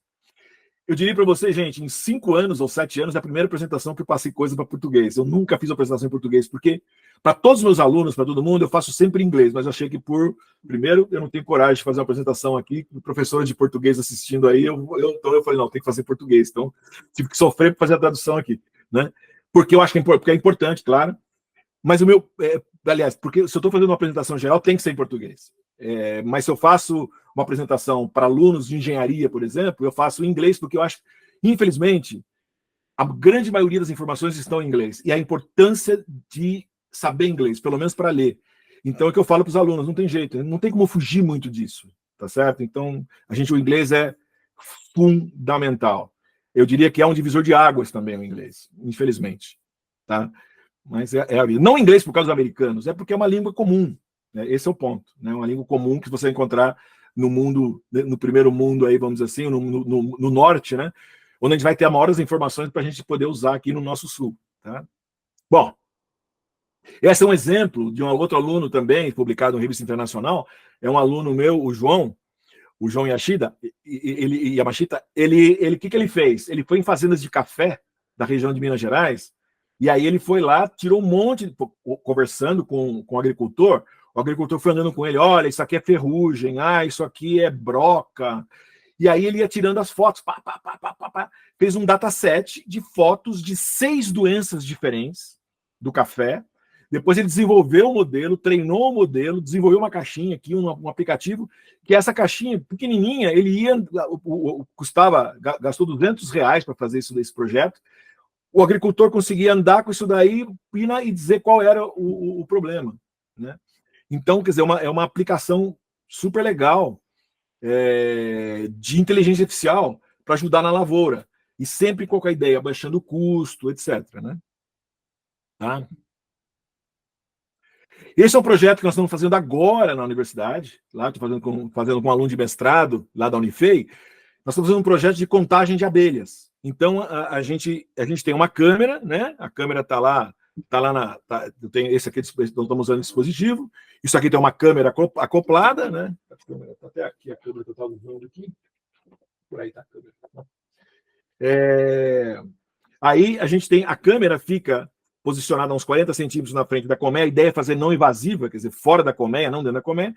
E o que eu faço aqui, então, eu venho aqui e pego uma imagem, identifico, consigo encontrar as abelhas na imagem, o que é abelha dentro da imagem. Então, eu treinei isso com 10 mil imagens. Para me chegar nisso aqui, eu peguei umas 10 mil imagens diferentes, de várias entradas, etc. E eu dizia, ó, aqui eu tenho tantas abelhas. Ó, a abelha está nesse ponto. Então eu tive primeiro um trabalho brutal. Na verdade, estamos continuando fazendo um trabalho grande. O mais difícil é, eu tenho que pegar uma imagem, eu tenho que encontrar as abelhas na imagem. Marcelo, vou dizer, na verdade, eu uso técnica, eu uso até inteligência artificial para me ajudar nisso. Para ver quais são as abelhas naquela imagem específica, aí eu vou lá, marco as abelhas, vejo quantas abelhas tem, etc. Aí eu pego milhares dessas imagens, onde eu sei o número de abelhas, sei onde as abelhas estão, e começo a treinar um modelo de inteligência artificial, e aí ele consegue depois, no final, quando eu entrar com uma imagem nova, isso a gente chama inferência, eu entro com uma imagem que ele nunca viu, o modelo diz, isso é o caso, o caso, ele diz, tenho 36 abelhas nesta imagem. Às vezes ele pode falhar uma ou outra, mas com mais de 90% de certeza eu consigo saber. E com isso eu consigo deixar uma câmera em frente de uma, por exemplo, deixa um dia inteiro, todo dia. Aí você vai vendo mais ou menos uma média das abelhas que estão ali. Então você entra, sai, eu estou pegando, vou mudar ali, né? O número está mudando, porque vem, às vezes fica igual, tal. Mas o importante é, ao longo do dia, de manhã não tem nenhuma, daí sobe, sei lá, 10 da manhã, depois abaixa, 4 da tarde abaixa. De repente, um dia sumiu as abelhas. Não tinha. Deveria ter 4 da tarde abelhas ali, não tem. Aconteceu alguma coisa. Eu posso juntar informações como pressão, pressão do ar, temperatura, umidade, para ajudar nisso aí, mas depende naquela hora, naquelas condições, aí isso me dá um alarme para o dono da colmeia, para o agricultor, falar, opa, aconteceu alguma coisa com as abelhas. É muito importante, né? Então, isso aí ajuda a gente. Então, é um projeto. Esse outro projeto é de um aluno de mestrado, na verdade, de pós-graduação, é um pós-graduação em robótica e inteligência artificial, de um acordo multinacional que foi feito entre Argentina, Uruguai e Brasil. Então, o pessoal da Universidade Federal do Rio Grande do Sul, da Universidade do Uruguai e da Universidade não é Rosário, esqueci, desculpa, a Universidade Argentina, é um nome também parecido Rosário, mas é nome de mulher, eu me esqueci agora qual a universidade. Bom, os alunos, o pessoal, inclusive alunos brasileiros, tive alunos da Federal de São Paulo que fizeram um curso remoto, tem algumas aulas no local. Aí eu orientei dois alunos. Um dos alunos foi que eles fizeram um detetor de formiga na lavoura. Na verdade, é uma vinícola do Uruguai. O trator está andando aqui. Aqui no trator eu tenho chama um Raspberry, né, que é parecido com esse dispositivo aqui, um pouquinho maior, que é um modelo um pouquinho maior que tem ali. Ele tem 2 câmeras acopladas, e aí o que ele faz? Ele vai andando. Primeiro ele capturou as informações, tudo é sempre igual. Primeiro ele vai lá ao trabalho de capturar um monte de imagem para treinar. Depois que ele treinou, ele anda com o trator manda as imagens, e ele procura, ele encontra 3 coisas. Não é ele encontra a formiga indiretamente, né? Ele pega o formigueiro, o dano na planta e o caminho da formiga aqui. E aí, com isso, ele marca com latitude e GPS. Com GPS, ele marca a latitude e a longitude da onde ele encontrou a formiga, sabe? E aí a formiga, então, ali, ele avisa. No final do dia, o trator passa em toda a lavoura, no final do dia ele tem uma base de dados que diz, olha, eu encontrei formiga no ponto tal, tal, tal, tal. E as pessoas vão lá para combater a formiga. É uma praga enorme na lavoura da região ali do Uruguai, nesse caso específico. Mas olha, então eu peguei 3 tipos de projetos com 3 sensores muito comuns, mas não é só esses sensores, né? Eu posso ter outros. Por exemplo, esse é um projeto dos alunos da universidade, aqueles mesmos lá da mão, agora eles estão bolando, lá eles fizeram com som, lembra? Mas o que eles estão fazendo aqui é um projeto onde eles desenvolveram um sensor, que aí eles estão capturando o quê? Vários movimentos, eles fizeram primeiro com esses 5 movimentos, onde eu capturo as informações, o que acontece nos sinais nervosos, né, que o cérebro manda para fazer essas ações. Aí eles capturaram todas as informações, fizeram uma base de dados, o que eles estão fazendo agora, né? Com essa informação, coloco uma prótese numa pessoa que não tem a mão, e a pessoa vai falar, vou apertar um mouse, entendeu? Clique, aí a prótese vai apertar. Então, a ação da prótese vai ser em função das informações que o cérebro está mandando, porque o cérebro vai mandar a informação. A pessoa, mesmo ela não tendo mão, a informação vai. Ela nem percebe que ela não tem mão. Eu me lembro, meu pai teve um acidente e não tinha 2 dedos, ele nunca lembrava que ele não tinha 2 dedos, porque aí, o cérebro dele, ele tinha o dedo. E até na área médica eles falam, né, não é fantasma, sei lá. Então, normal, a pessoa não tem mão, mas ela sabe, ao apertar a mão de alguém, eu vou apertar, vou fazer algum gesto, vou fazer assim, assim. E aí, primeiro você tem que fazer o dataset. Então, esse é um projeto da universidade também, usando inteligência artificial. Esses são alunos meus, o Guilherme, por exemplo, tanto o João, o Guilherme,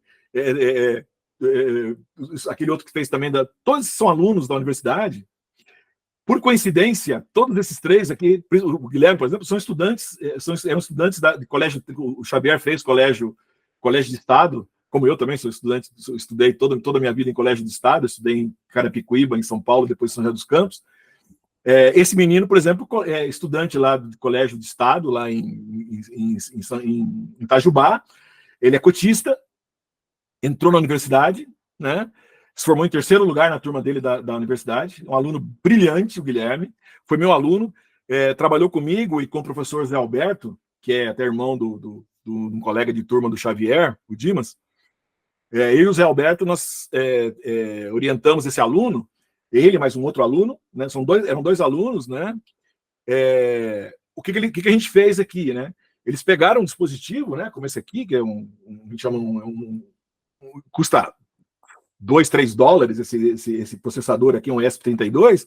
Aqui eu tenho um microfone. Eles botaram aqui um dispositivo que pega sinal elétrico. Então eu consigo pegar 2 pontos, né? Ele pegava 2 pontos aqui da pessoa. É muito parecido com o que existe hoje no relógio da Apple. Meu relógio tem isso. Eu consigo pegar 2 pontos, né? Quando eu pego o meu relógio aqui, que está encostado no meu pulso, eu pego o meu dedo, que está na outra. Eu tenho esse braço e o meu dedo do outro braço, e encosto no telefone, eu consigo capturar o sinal elétrico que está passando desse dedo para esse dedo, que passa por dentro do coração, e eu consigo medir, né, os pulsos do coração.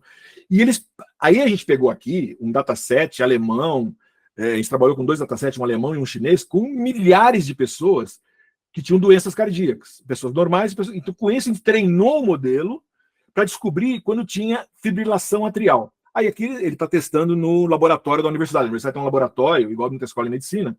Eu tenho um laboratório que eu simulo a doença nesse boneco aqui, né? Um boneco robótico que eu simulo a doença.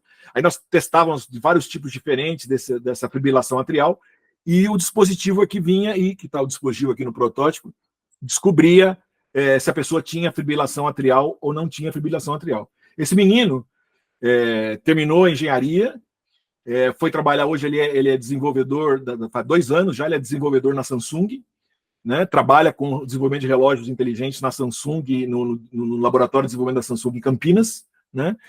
E o outro menino, que também era colega dele, só que o outro menino era do Rio de Janeiro, também aluno de colégio estadual, hoje é engenheiro da Embraer, terminou a NFEI, foi trabalhar na Embraer nessa área de inteligência artificial. Quer dizer, é bacana essa coisa está indo para motivos meninos para isso aí, né? Então a gente são todos esses projetos que eu mostrei para vocês agora, todos, com exceção daquele do drone, aquela foto lá, que na verdade não foi, assim, eu acho que, eu não sei quem são os alunos, não me lembro, mas que não são alunos meus. Eu só fiz uma comparação com o que meus alunos tinham feito, né? E esse é outro aluno meu da universidade lá de Rafaela, na Argentina, que é desse curso de pós-graduação que eu comentei com vocês, lá dos 3 países. Ele fez um controle de umidade de uma plantação de alface hidropônica, que é muito comum na região dele, Rafaela, ali no interior da Argentina. Que qual que era o lance? Prever no futuro quando que ia ter problema de umidade. Então ele pegava informações de umidade, pressão, temperatura, um monte de informação naquele momento, treinou, ele ficou aqui meses capturando as informações, né? Montou um dataset, aí nós desenvolvemos aquele que pegava, e aí ele trouxe para cá, trouxe o modelo aqui para dentro, e aí o modelo avisava, com 12 horas de previsão, se a umidade ia baixar. A umidade estava boa, mas ele já conseguia prever que dali a um tempo a umidade ia baixar. E era importante tomar alguma ação preventiva, né, para aguar a plantação antes, porque em geral o pessoal faz eu estou medindo a umidade, se a umidade caiu eu vou lá e água, mas a umidade já caiu, eu já perdi. Não, isso aí eu estou avisando que a umidade vai cair daqui a X tempo. Então as fazendas são totalmente, não tem ninguém trabalhando nelas, e eles com 2, 3 horas de antecedência é suficiente para eles, para as pessoas irem lá e tomar alguma atitude se não se pode fazer automático por algum motivo, né? Então é um exemplo do uso aí, tá bom? Então, eu falei de vários modelos para vocês, ou várias aplicações de coisas que são sofisticadas, mas de alguma maneira são simples, são implementadas hoje, são inteligência artificial. Que os meninos estão aplicando isso de maneira extremamente, de maneira efetiva, né? Vamos dizer assim. Aí, eu queria começar a falar para vocês um pouquinho do que é. Eu vou entrar na segunda parte da apresentação, e depois na terceira, mas eu acho que vai ser mais rápido, né? Que é o tal dos modelos grandes de linguagem, os ChatGPT da vida, né? E é uma daquelas aplicações, certo? Quer dizer, eu mostrei aqui aplicações envolvendo som, imagem, vibração. Eu tenho outro, e aí tem essa do cotidiano, que são informações financeiras, né?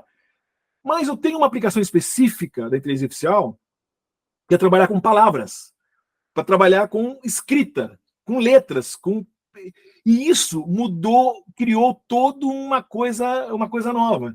Eu tenho então são os grandes modelos de linguagem, e também eu já estou ouvindo falar muito hoje em dia dos pequenos modelos de linguagem que já estão vindo, que a gente chama para a borda, para o edge, para ser modelos que rodam em telefones, etc. Né? Então, por exemplo, eu queria, antes de falar um pouquinho mais desses modelos, na verdade, para falar desses modelos, que acho que vocês já estão cansados de ver aí, os ChatGPT da vida, na verdade, eu queria fazer um paralelo. Como eu comentei com vocês, há uns anos atrás, eu quis testar um daquele modelo, que era o tal do RNN, né, que era essas redezinhas, coisa assim, não tão complicada, era uma redezinha com mil neurônios, que eu queria ver como é que funcionava, como é que eu podia treinar, da mesma maneira que eu treinei com som, com imagem, será que eu consigo treinar esse cara com palavras? Né? E o que eu fiz?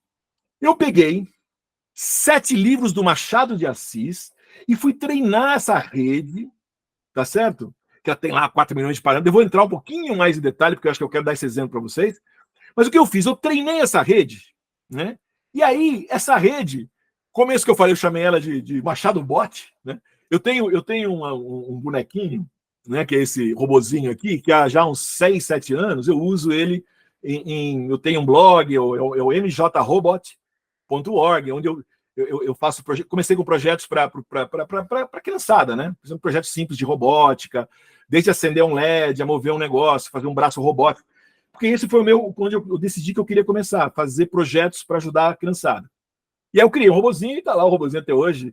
E aí, só que aí eu acabei indo para a inteligência artificial, fui normal, acho que você vai aumentando, né? E aí, há uns 5 anos atrás, eu fiz isso. Olha só, gente, esse é um exemplo real. Eu peguei desse modelo, eu vou mostrar para vocês. Aí eu tô aqui, ó, aqui é o que ele gerou. Ele gerou, né? Eu tinha escrito assim, a luva de Casmurro. Escrevi isso, como deu uma entrada para ele. Aí ele entendeu, a luva de Casmurro 2, sei lá, ele criou esse título, entendeu que era título, botou como letras maiúsculas, fez um parágrafo e começou a escrever. E fez dividir em parágrafos. E aí, por exemplo, aqui, ó, não digo que não, se eu tivesse a intenção de um propósito. Percebam, eu usei textos, eu vou mostrar para vocês, o dataset é do projeto Gutenberg, são os textos originais do Machado de Assis do século XIX, 19 e 20. Então, século XIX, né, todos. O português da época, tá? Então, Palha, que é o nome do cara, acudiu a mulher, não havia nada. À noite vinha também para o seminário, tinha o aspecto do... Sabe qual é o lance? Você olha aqui e fala assim, que legal, nossa, depois que você lê um parágrafo, entrou pro 2, que diabo esse cara tá falando? Não tem sentido. Mas olha que interessante, parece o Machado de Assis falando, a missa do cupê e um presente e o governo devia caçar logo no papel a morte do autor e todos os seus considerados, blá, blá, blá. Era um espírito de 25 anos e eu não estou a alguns passos do cérebro como de outra coisa. Deus me disse. Olha que loucura. Eu diria para vocês que tem o flavor, o sabor do Machado de Assis. Parece Machado de Assis, tem cara de Machado de Assis, né? Tem jeitão do Machado, mas não é Machado de Assis. É um robô que escreveu. E como é um modelo pequeno, ele conseguiu entender parágrafo, entender diálogo, entender não, ele entendeu a acentuação, entendeu tudo. Conseguiu escrever.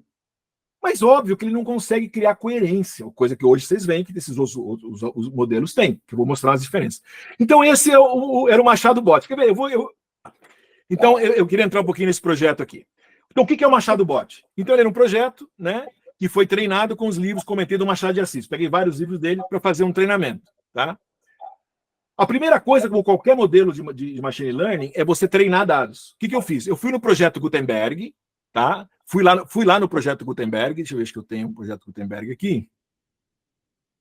Ó, eu fui no projeto Gutenberg, tá certo? Aqui, ó, projeto Gutenberg, autor, e fui procurar os livros do Machado de Assis, Dom Casmurro, Memórias Póstumas, tá vendo? Ó, Esaú e Jacó.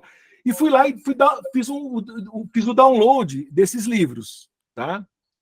Fiz o download daqueles livros em forma de texto, tá? Desculpa, deixa eu mostrar de novo aqui, só. Então, se eu, sei lá, pegar Dom Casmurro aqui, ó. Deixa eu pegar Dom Casmurro aqui, né? Deixa eu pegar aqui, ó, Read Online. Tá? Ó, eu tenho um livro aqui, ó, ele tá vendo? É um livro texto, né? Uma noite dessas, vindo da cidade do Gênio Novo. Então, em geral, ali, ó, Guarismo Romano, eu tenho o nome do capítulo, e aí vem, e aqui tá, e aí vai embora o livro, tá? Beleza. Peguei isso aí, juntei os 7 livros, peguei todo o texto e pus como um textão, tá? Esse texto tinha 2,4 milhões de caracteres. Eu vou trabalhar com caracteres. Então, eu peguei não palavras, mas eu peguei caracteres para ficar mais simples de eu trabalhar. Então, com 2,4 milhões de caracteres. Beleza. Né? Aí, o que eu fiz? Eu peguei cada um desses caracteres e transformei esses caracteres num número, porque o computador entende número. Então, eu vou pegar o A, vai ser 1, o B vai ser 2, porque na verdade né? Então, por exemplo, a palavra a luva seria 65 é o A, 32 é o L, na verdade, que o 32 aqui é o espaço, né? Seria o espaço aqui, 76 o L, depois o U, etc, etc. Perceberam? Então, essa é a ideia. Eu pegar. Primeiro eu olhei todos os 7 livros e fui procurar todos os caracteres únicos que tinham. Encontrei 117 caracteres diferentes. Tirei algumas coisas que não interessava, divisão de página, etc. Mas peguei entre o A, o B, o C, o I acentuado, o E, com alguns até umas coisas meio estranhas, eu deixei umas coisas meio estranhas que eu usava na época. Não me preocupei com isso. Eu peguei e achei 117 diferentes. Quando os modelos modernos hoje, pessoal, eles fazem isso com tokens. Eu vou falar, esse cara não sei quantos tokens. Tokens é um pedaço de palavras. Aqui, quer ver? A gente pode entrar aqui, só para vocês verem. Por exemplo, esse aqui é um simulador. Por exemplo, ó, se eu escrever aqui, ó, estou apresentando um projeto de inteligência artificial para os professores de Brasília. Opa! Né? Brasília. Tá ok? Né? Faço isso aqui, né? Ai, caramba, peraí, fiz besteira. Estou apresentando algo. Né? Olha aqui, ó. Estou apresentando algo. O que ele faz? Ele pegou a palavra estou, quebrou em duas aqui, porque podia ser estar, estando. Ele pegou a raiz da palavra e entendeu. Olha só, esse modelo, ele já consegue dizer, apresentando algo. Algo sobre inteligência artificial. Estou apresentando sobre... Então, sobre inteligência artificial são palavras... Ele pegou inteira. Mas as palavras que são verbos, principalmente aqui, ó, palavras que pode ser composta, ele dividiu. E aí, eu posso perguntar quais são os tokens disso aí. Então, eu estou pegando... Eu pego o primeiro texto, transformo isso aí em tokens, e os tokens eu transformo em números. Exato. Então, isso é o que é feito, né? No caso aqui ele está usando, ó, isso aqui ele está usando o GPT 4.0, eu podia fazer isso aqui com como é que ele funciona com o GPT 3.5 ou com o antigo 3, etc. Então, para cada modelo tem a maneira de quebrar. Mas é só no caso da OpenAI aqui, tá? Mas legal. Então, no meu caso, só para ficar claro, eu estou querendo mostrar, eu estou usando esse exemplo para dar diferença. Eu fiz com letras. Imagina, porque eu tenho só 117 letras, eu vou prever a letra, né? Os modelos de linguagem, eles vão prever palavras que são milhares de palavras. E quando eu faço os tokens, é um pouquinho mais ainda. Legal. Beleza. Então, o que eu quero? Qual é o goal do meu projeto? Prever a próximo caractere na sequência. Tá certo? E aí, o que eu vou fazer? Eu vou pegar todo o texto do Machado de Assis e quebrar ele em parágrafos, mais ou menos. Vou pegar aqueles 2,5 milhões de caracteres que fazem parte dos 7 livros, né? Que são lá, sei lá, cada livro umas 300 páginas, né? Então, 7 vezes 3 aí, umas 2.100 páginas. E vou pegar esse cara, vou quebrar em pedaços. Cada pedaço desse eu vou olhar e vou dizer assim, imagine que esse fosse um pedaço. Eu entro, a entrada do meu modelo vai ser boa tarde, meu nome, e aí eu vou dizer para o modelo. A saída vai ser boa tarde, meu nome, quer dizer, eu desloquei, eu vou pegar a entrada, vou deslocar um caractere. Estou dizendo para ele, ó, a saída é o E. Com isso, ele vai aprender. E quando eu entrar com boa tarde, meu nome, qual dos 117 caracteres vai vir aqui? Podia ser nomar, nomi, nomô, podia ser qualquer coisa. Mas vai dar, as probabilidades vão ser baixinhas. Vai ter o E, vai ter uma alta probabilidade. Por quê? Porque ele aprendeu. Eu fui colocando para ele esses pedaços, esses 150 pedaços aí. Tá certo? Aí faço mais uma coisa. Pego cada pedaço, cada número desse aí, né? Cada caractere dele, né? Eu não uso ele como caractere, eu gero um vetor. E por que um vetor? E um vetor de 256 dimensões. Maluquice. Como assim, Marcelo? Cara, é o que a gente chama de embedding, porque eu vou tentar ver quão próximo um vetor, uma letra está da outra, nesse caso, meu letra. Se eu desenhar, botar no espaço esses vetores, e ainda, quer dizer, como são 256 dimensões, eu reduzi aqui a 3 dimensões. Eu começo a ver, por exemplo, olha, os números estão perto, tá vendo? O número aqui tá, em vermelhinho, eles estão perto. Os números acentuados, tem alguns lugares, mas eu tenho bastante acumulado aqui nessa região. Eu tenho as consoantes, eu tenho os baixo. Então ele começa a entender de uma maneira espacial aonde que estão esses caras. Eu tenho a mesma versão aqui, ó. Eu consigo ver, se a gente for para as palavras, tá? Se eu for para a palavra, aqui eu tenho um modelo com 10.000 palavras, chama Word2Vec. Eu tenho 10.000 palavras em inglês aqui. Se eu vier aqui procurar a palavra piano, que tanto em português e em inglês é igual, olha o que aconteceu. Ele encontra que as palavras violino, guitarra, orquestra, quarteto, concerto, elas estão próximas umas das outras aqui. Perceberam? Então, esse cara, eles são 10.000 palavras, tá certo? E ele ele modelou em 200 dimensões. Cada palavra dessa é como se fosse um vetor.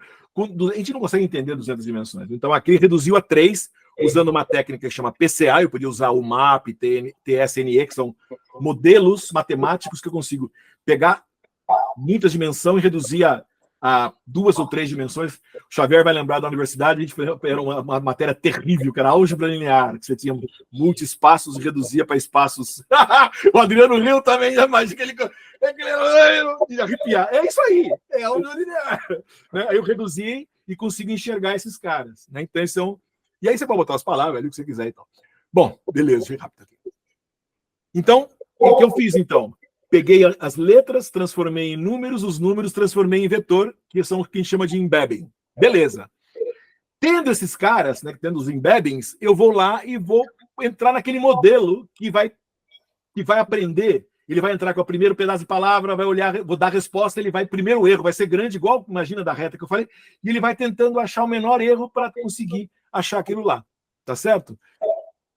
Só um negócio, parece estranho aqui, mas... Esse é o jeitão do modelo, né? Tá aqui o modelo aqui, não interessa isso. Mas o que eu fiz? O que importa é, na hora do treinamento, eu fui entrando aqui com todo o livro, os 7 livros, dividido em pedaços. Esses pedaços foram transformados em caractere, em números. Entrei aqui entrei nos embedded, treinei esse cara, e a saída aqui eu tenho 117. Eu tenho 117 neurônios, cada neurônio é uma letra. Né? E ele vai encontrar, então, para cada entrada aqui, qual que é a letra, qual vai ser a próxima letra. Esse modelo, isso aqui é um modelo, ele teve, se eu quero fazer uma comparação, ele tem 4 milhões de parâmetros. 4 milhões de parâmetros nesse modelo. Tá? Bom, eu treinei esse modelo, por exemplo, eu fui numa coisa chamada Google Colab. A Google tem lá um laboratório que eu posso fazer no meu computador também, tentei. Esse modelo eu fui fazer agora semana passada, porque depois que o Xavier me pediu a apresentação, eu fui preparar isso aqui para vocês. E aí eu tentei rodar no meu computador e eu fiquei com 40... Eu rodo 50 épocas, quer dizer, eu entro com os dados e rodo, deu erro, aí eu rodo de novo, deu erro, eu rodo de novo, que ele faz automático, até achar. Eu fiz 50 vezes. Cada vez no meu computador, eu tenho um Mac moderno, com M1 e tal, com 16 GB de memória RAM, estava dando 40 minutos cada rodada minha. Desisti. Aí eu fui para o Google Colab, que é grátis, você não paga e tal, e ele me deixa usar por um tempo. Eu consigo, ele tem lá uma GPU com 15 GB de memória, uma Tesla T4 da NVIDIA, que é uma empresa que hoje é uma das mais ricas do mundo, cresceu brutalmente, porque ela fabrica esses caras aqui, né? E no meu caso aqui, ó, deu 20 a 25 minutos. Tá? Inclusive, vocês têm, o projeto está aqui na início, vocês podem entrar lá e ver o projeto, tá? Se você entrar aqui na internet, o projeto está tudo que aqui está em Python, tá? Vocês têm o projeto inteiro aqui, ó, os caracteres, a transformação, eu fiz os testes, peguei o Dom Casmurro, pegando, fui testando, aí aqui está o modelo, ó, esse é o modelão, modelo, embedded, no bababá, GRU, bababá, quantos neurônios eu vou colocar, defini aqui, treinei esse cara, né? Vou treinar e vou chegar no resultado aqui, tá? Então, só para vocês terem uma ideia, tá? Tudo, quem quiser, quem gostar de dar uma olhadinha. Eu fiz esse projeto, né? Acho que isso é importante, tá? Então, legal. E aí ele gerou o texto. Aí você entra com... Eu dou entrada... O que eu entrei com? A luva de Casmurro. Essa foi a entrada que eu dei para ele. Aqui que ele gerou. Ele começa a gerar espaço. Aí ele pega isso, joga. Aí ele joga um N. Não sei o que significou isso aqui, sinceridade. Aí ele deu um espaço. Aí ele veio para cá. Presidente... Eu percebo, ele foi dando letra a letra. Cada letra que ele fazia, ele jogava para o próprio texto. E ele foi gerando esse texto, letra a letra. E a presidente, a Glória, João Dias, Carlos Maia baixou os olhos, entrando em seus gestos, para a escolha da madrugada, quando me falaram, ou seja, de novo, ele foi gerando o texto letra a letra, né? Óbvio, gente, quais são as limitações aqui? Eu usei 150 caracteres, que era o tamanho mais ou menos de um parágrafo, né? Gente, os modelos usam em geral, por exemplo, 125 mil tokens, ou mais ou menos 120 mil palavras, né? De cada vez para treinar, né? Imagina, né? Então, assim, por causa que é pequeno, eu tive dificuldade de manter coerência, né? O texto dele, ele até parece, mas ele não tem coerência, né? E porque eu fiz caractere, e os grandes modelos usam palavras, que eu mostrei para vocês lá, tá? Só para vocês terem uma ideia, o modelo tem 4 milhões de parâmetros, né? Usa esse modelo RNN. Um GPT-3 que saiu lá em 2000, foi feito em 2020, que saiu, o público começou a usar em 2022, já é ultrapassado, muito ruim. Ele tinha 175 bilhões de parâmetros, contra os 4 milhões aqui. Dias para rodar, né? Usa tokenização e usa transformer, só para vocês terem uma ideia da situação, tá? Olha como é que a coisa está hoje, gente. O Transformer que eu falei para vocês, olha, essa aqui está mostrando como é que é, desde aquele uma bolinha lá que eu tinha, isso aqui é mais ou menos uma outra explicação como é que funciona dentro, né? Até eu, como não é tão fácil, tem todo um paper que os caras criaram isso aqui em 2017. Isso foi a base aqui em 2017, ó, 2017, aqui está em linha do tempo, e os modelos começaram a sair um monte de modelo, tá? Foi os modelos BERT, BART, e pá. Hoje, a gente tem vários modelos de inteligência artificial, né? Esses modelos de linguagem, os LLMs, baseados em Transformers. Eu tenho um grupo que são fechados, que a gente não sabe como é que o que tem lá dentro, que é o caso dos Gemini da Google, os GPTs da OpenAI, os Claude da Anthropic, e tenho modelos abertos, como é o caso do Llama, da Meta, o Mistral da Mistral, o Phi da Microsoft, que modelos que eles dizem, olha, está aqui, essa é a arquitetura do modelo, e entrega e você pode usar, você pode abaixar e rodar no teu computador, quer dizer, quando você tem poder para isso. Mas as universidades abaixam e treinam, e hoje, por causa disso, a gente está rodando, que nem esse modelo aqui, um modelo pequeno que eu consigo rodar no telefone, e rodar no meu computador, consigo, são modelos, só para você ter uma ideia, esse carinha, esse Phi que é open, eu consigo rodar em qualquer lugar, todos esses caras você não paga nada para usar, porque você roda na tua máquina, né? Por exemplo, só para vocês terem uma ideia, esse carinha, ele é um carinha que ele tem quase 4 bilhões de parâmetros. Lembra o nosso lá? O meu Machado tem 4 milhões. Esse tem 4 bilhões de parâmetros. Isso é 1000 vezes mais parâmetros. Né? A arquitetura transforma. A minha é aquela tal de RNN lá, GRU. Né? A entrada aqui é texto. Lembra? O meu lá era caractere. A entrada, 128 mil tokens. O meu tinha 150 letras, caracteres. Aquele usou essa GPU, ele treinou por 7 dias numa máquina ferradaça, né? Eu usei 2,5 milhões de caracteres, né? 2,5 mega, que era 7 livros, né? Eles usaram 3,3 trilhões de token para treinar. Gente, eu fiz uma continha aqui. Uma continha, né? Uma palavra, um token é um pouquinho mais que uma palavra, porque ela pega pedaço, né? Uma página de um livro tem 300 palavras, né? Um livro tem 350 páginas. Um livro tem 150 mil tokens. Fiz uma conta de português aqui. Gente, eu fui entrar no Google, entre esse link aqui. Qual a estimativa de livros únicos que existe no mundo? Ou seja, esses 3 milhões de tokens é equivalente a 23 milhões de livros. Eu usei 7. Aqui foi usado 23 milhões de livros. Ou seja, 17% de todos os livros. Não é que eles usou todos os livros do mundo, porque eles geraram dados. Mas olha o tamanho. E esse é um modelo pequenininho. Esse modelo eu rodo no telefone. Eu estou fazendo projetos aqui com esse modelo, rodando muito bem, dentro disso aqui, ó. Dentro desse cara, que é um Raspberry Pi. Né? É um computador completo que é o equivalente a esse cara aqui, equivalente a esse aqui, só que ele é um pouco mais poderoso, uma versão mais poderosa. Eu rodo esse modelo e estou fazendo totalmente offline. Qual que é a minha ideia? A minha ideia é eu botar, por exemplo, eu posso botar todos os livros da Embrapa aqui dentro dele e fazer uma coisa que chama RAG, e eu tenho isso aqui disponível, por exemplo, um agricultor, totalmente offline, uma caixinha, ele está ligado no computador dele, ele tem acesso a todas as informações de todos os manuais da Embrapa para ajudar ele, por exemplo. Então, uma coisa, é esse nível que a gente está falando, né? Então, olha que bacana que tá a coisa aqui, tá? Beleza? Então, essa é a parte. Agora eu vou voltar lá só para a última fase para terminar Não vou nem dar pergunta para vocês do bot. Deixa eu ir direto para cá. Porque agora só para terminar, porque eu quero para a gente discutir um pouquinho, né? Bacana. Nós estamos falando de IA na educação. A gente pode ter várias aplicações, é isso que eu quero que a gente discuta, e vocês vão ter que discutir. Quer dizer, hoje existe chatbots ajudando. Eu tenho sistemas personalizados, como o caso, né, do pessoal lá da Khan Academy. É óbvio que a IA pode ajudar na própria escola em sistemas administrativos, etc. Mas o que acho que é importante chamar a atenção de vocês, até para ter com seus alunos e tudo mais. Primeiro, é óbvio que o IA está mudando o mercado de trabalho. Isso não há a menor dúvida. Ontem saiu uma página inteira aqui no jornal chileno, que, aliás, vou dizer para vocês, tirei uma foto dessa página inteira, joguei para o Claude e falei, resume para mim. Aliás, eu tinha lido pela minha esposa, olha que legal, ela falou assim, ela brincou comigo, não dá para resumir, brincando, né? Aí eu peguei, tirei a foto, ele me resumiu, está falando isso, tem 3 artigos, tirei uma foto, em 1 segundo ele me deu a resposta, fez um resumo, assim.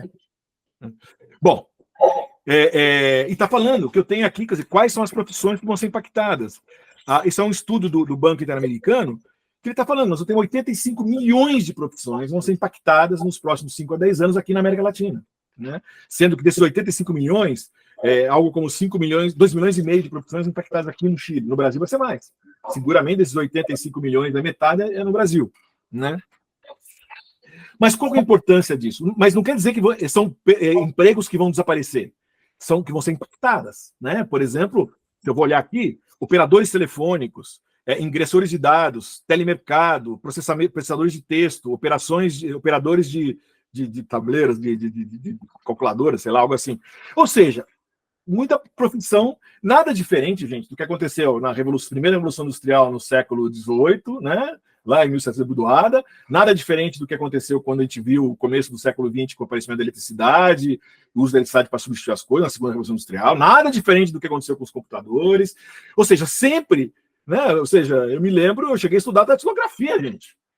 Hoje eu não uso datilografia, eu uso 2 dedos para digitar, Não digitam bem quanto os que sabem datilografia. Quem sabe datilografia é melhor, mas não tem muito mais sentido. Hoje em dia você fala, você não precisa nem digitar se não quiser, o que é horrível, né? O certo é se escrever com a mão.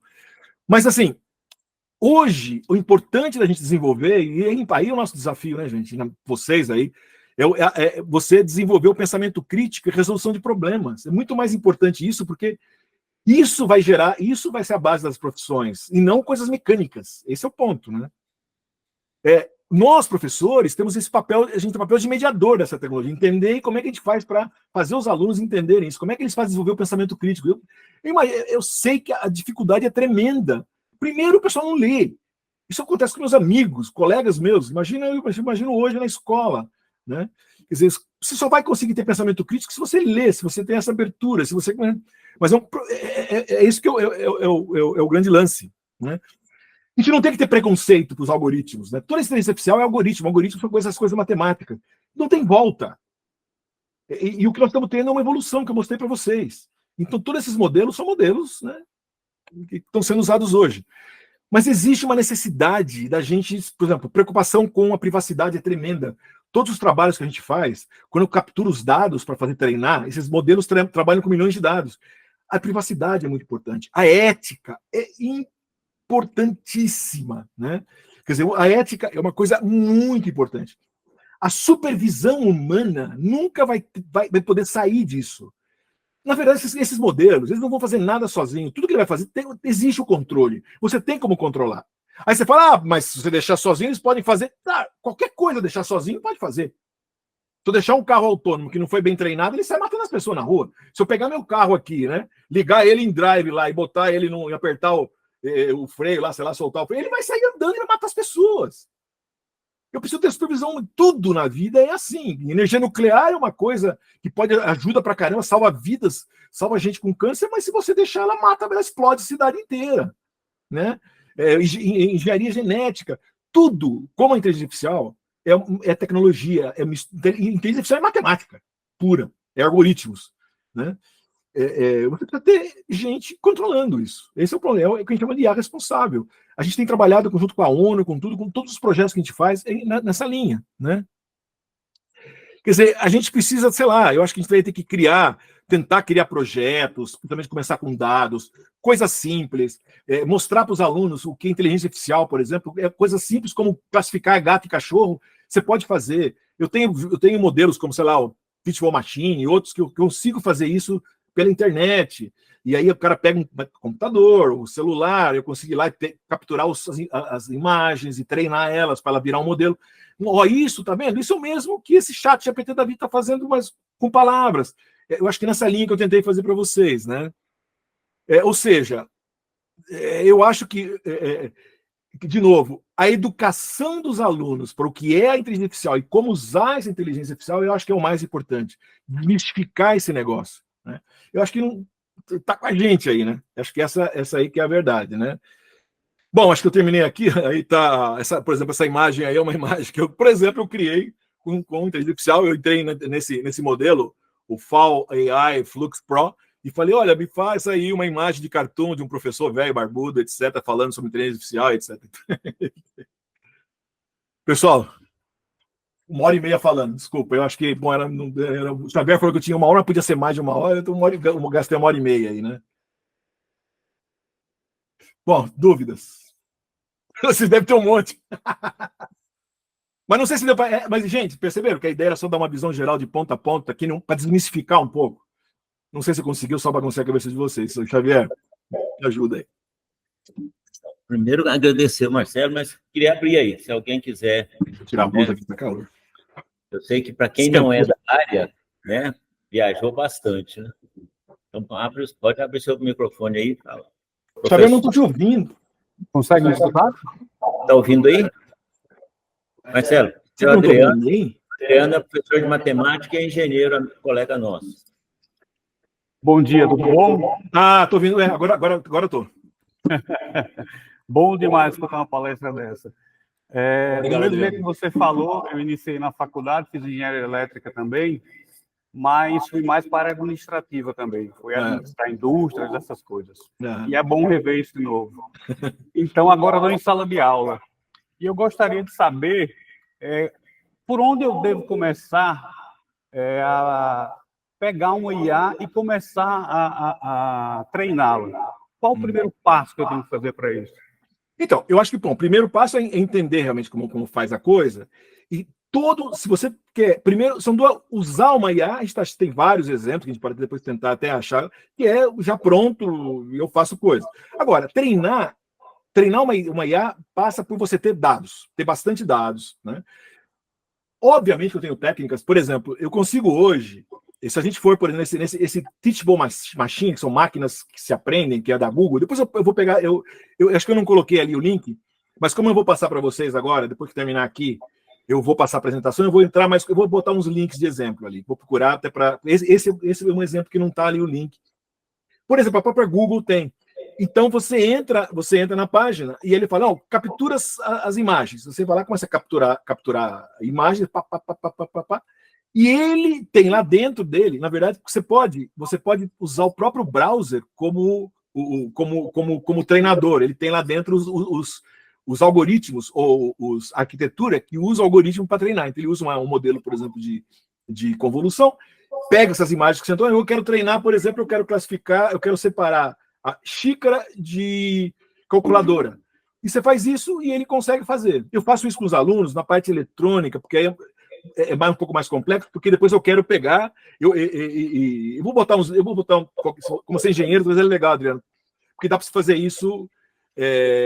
Eu tenho ferramentas que aí você consegue ver o modelo e tal, chama Edge Impulse.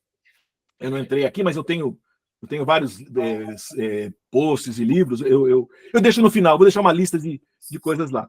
Eu acho que aí é legal. Então, você aprendendo aí você consegue fazer com os alunos. Se os alunos têm acesso ao computador, pessoal, vamos lá, qual que é a ideia? Olha, eu vou capturar as imagens do gato, do cachorro, né?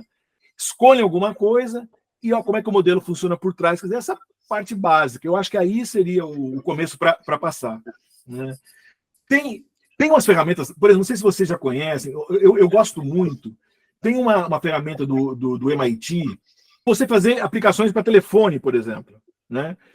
Você tem o Scratch, por exemplo, que é outra que você faz com programação com bloquinho, mas eles têm lá que você programa com bloquinho e você faz aplicações para telefone, para o Android. E App Inventor chama. Né? E é muito legal. Primeiro, assim, é legal para os alunos, tem muita gente que usa isso aí para dar curso para os alunos. Né? Tá até o pessoal da USP, o pessoal lá do Inova, lá da esposa do Zufo, da professora Roseli, da Escola de Engenharia, eles têm um programa com a Samsung, eles lançaram, então eu fiz a primeira versão há uns 7 anos atrás, mas eles continuam fazendo, que é mais focado em IoT, mas é legal, porque lá eles ensinam a programar, então essa é a base. Só que você sabendo programar, tanto em Scratch, ou aprender como é que você faz um programa usando o MIT lá para você já consegue hoje fazer também um programa para... Não, nós vamos fazer inteligência artificial, então eu vou capturar imagens para programar. Aí você consegue programar, fazer um telefone e virar um classificador de imagem. Aí, olha só, diferenciar uma flor, encontrar as coisas. Né? Então, eu acho que essa é a melhor maneira de começar. Porque tem um projeto aqui na escola, esse ano ficou bem classificado aqui, de Feira de Ciências, e ele é justamente imagens aéreas via drone para localizar certos tipos de planta. Que legal. Isso aí. Isso é machine learning, né? Classificar. E deve ter usado um modelo para classificar essas imagens. Aí cria justamente o direcionamento para fazer isso já. Exato. Deve iniciar. Exato. E aí, então, exatamente. Eu acho que esses que eu vou passar no link depois, então passo para você, são exatamente lugares que você consegue ensinar depois das crianças como é que você faz isso. Vou te passar também usando também esse Edge Impulse, que é mais para engenharia, porque depois lá ele mostra como é que você faz, até para você consegue ir no dispositivo. Mas também, por outro lado, eu consigo fazer todo o processo e no final eu fazer o modelo e baixar no telefone ou no computador, que também é muito legal. Eu, por exemplo, agora mesmo eu vou dar um curso em novembro, e como vai ser remoto, eu vou usar o telefone. Para estudar engenharia e tudo, mas a gente vai entrar todo nos modelos, desenvolvimento, que não é o caso, não precisa disso. Mas eu vou usar esse Edge Impulse, por exemplo, para fazer o quê? Eu vou fazer as imagens, vou capturar, por exemplo, com o próprio telefone, subo as imagens para eles, treino, vou fazer o treinamento da imagem e o final para ver se está funcionando ou não. eu vou devolver a imagem para o próprio telefone e eu vou testar. Ah, legal, eu usei, na verdade, até no último projeto que eu até escrevi, tá no livro lá, eu usei o meu periquito do Palmeiras, até, tá legal, você vai lá no livro de Harvard, está lá o periquito do Palmeiras e o robozinho lá, eu classifiquei os dois. A gente não é campeão mundial, mas a gente aparece no mundo inteiro. Valeu, obrigado, hein? No final, né? Obviamente, eu acho que depois a gente vai.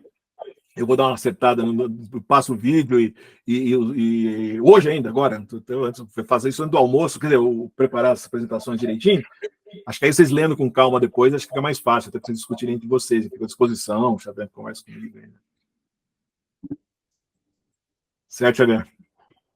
Alguém mais? Bom, se não tem ninguém mais tem pergunta, Marcelão, queria agradecer muito. Coordenação, querem falar alguma coisa? Não? Então, em nome da escola, gostaria de agradecer muito a sua disponibilidade aí, essa palestra. Eu sei que para muita gente foi viajar na maionese, né? Porque é um assunto novo e bastante técnico, mas deu para a gente ter uma ideia de como é que funciona, o que está por trás do que a gente vê por aí, né? Porque a gente tem uma ideia bem errada, né? Assim, bem distorcida. Não, mas dá para ouvir ali. Dá para ouvir, dá para ouvir, sim. Dá para ouvir, não é isso? Tá. Dá para ouvir. A gente acaba desmistificando mesmo, porque a gente... Eu sou muito receosa com relação à IA. E a gente vê que tem coisas muito interessantes, né? Mas, enfim, eu gostei bastante do que eu ouvi. Obrigado. De como está sendo empregado. Achei muito bacana. Muita coisa eu viajei mesmo, porque eu não entendo, matemática me arrepia. Quando começou a ir com X, Y, não sei o quê, e gráfico, eu falei, meu Deus. Igual eu, por exemplo, quando eu começo ali, ó, aqui do Tolkien tem o verbo tá quebrado, eu falei, será que eu vou falar besteira? Não, eu parei, é o verbo mesmo, mas será que tem outra coisa que não era verbo? Porque eu me arrepia lembrar das análises sintáticas, aí que me arrepia muito. É assim, mas olha só, mas olha que legal, professora. Mas, professora, mas é isso que é legal, porque é verdade. E assim, a minha especialidade é mais matemática, eu sempre gostei de matemática, fui professor de matemática. E eu, infelizmente, eu não gostava de português, mas, por exemplo, eu tive maravilhosas professoras de português que me davam livros tão legais, faziam jogos, não sei o quê, e a gente fazia de ler o livro. E por ler muito, eu passava assim, eu bombava nas gramáticas, passava nos entendimentos de texto, nas redações com os erros de gramática, mas as professoras não, mas esse cara me ajudaram, as professoras me ajudaram. Então, eu adoro ler, eu leio livros toda a minha vida. Assim, eram minhas professoras lá do Colégio do Estado que me ensinaram isso. E sempre confesso que foi uma deficiência a parte da análise sintática da vida, mas as professoras me ensinaram de outra maneira, ou ver de outra maneira o português, né? E eu procurei fazer isso com a matemática depois também, né? Eu acho que esse que é o lance. Mas isso é importante que a senhora falou, a desmistificação. A gente ouve essas coisas e vem cada coisa, o mundo vai acabar.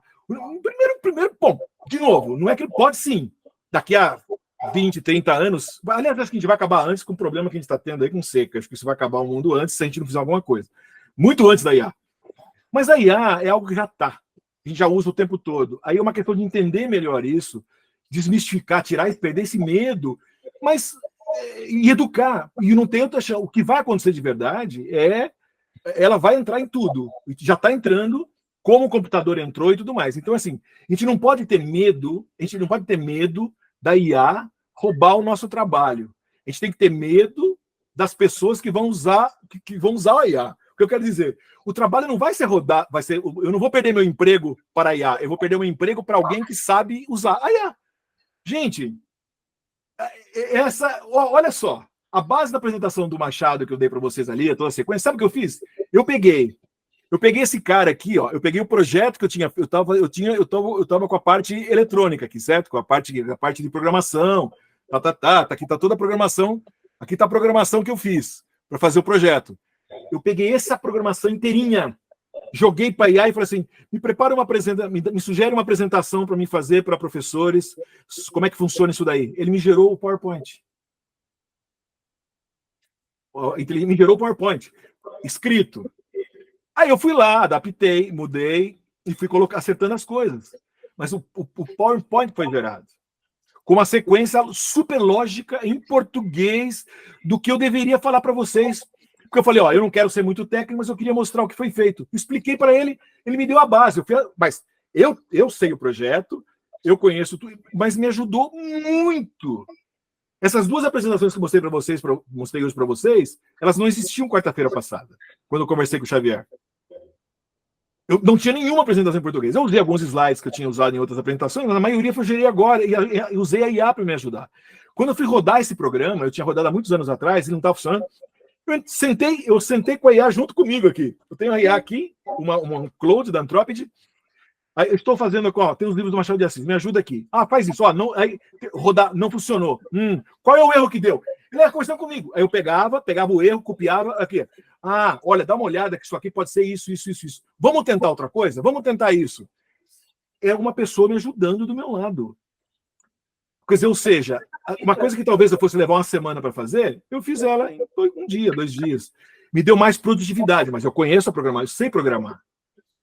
Eu sei trabalhar com a coisa, mas ela me ajudou muito.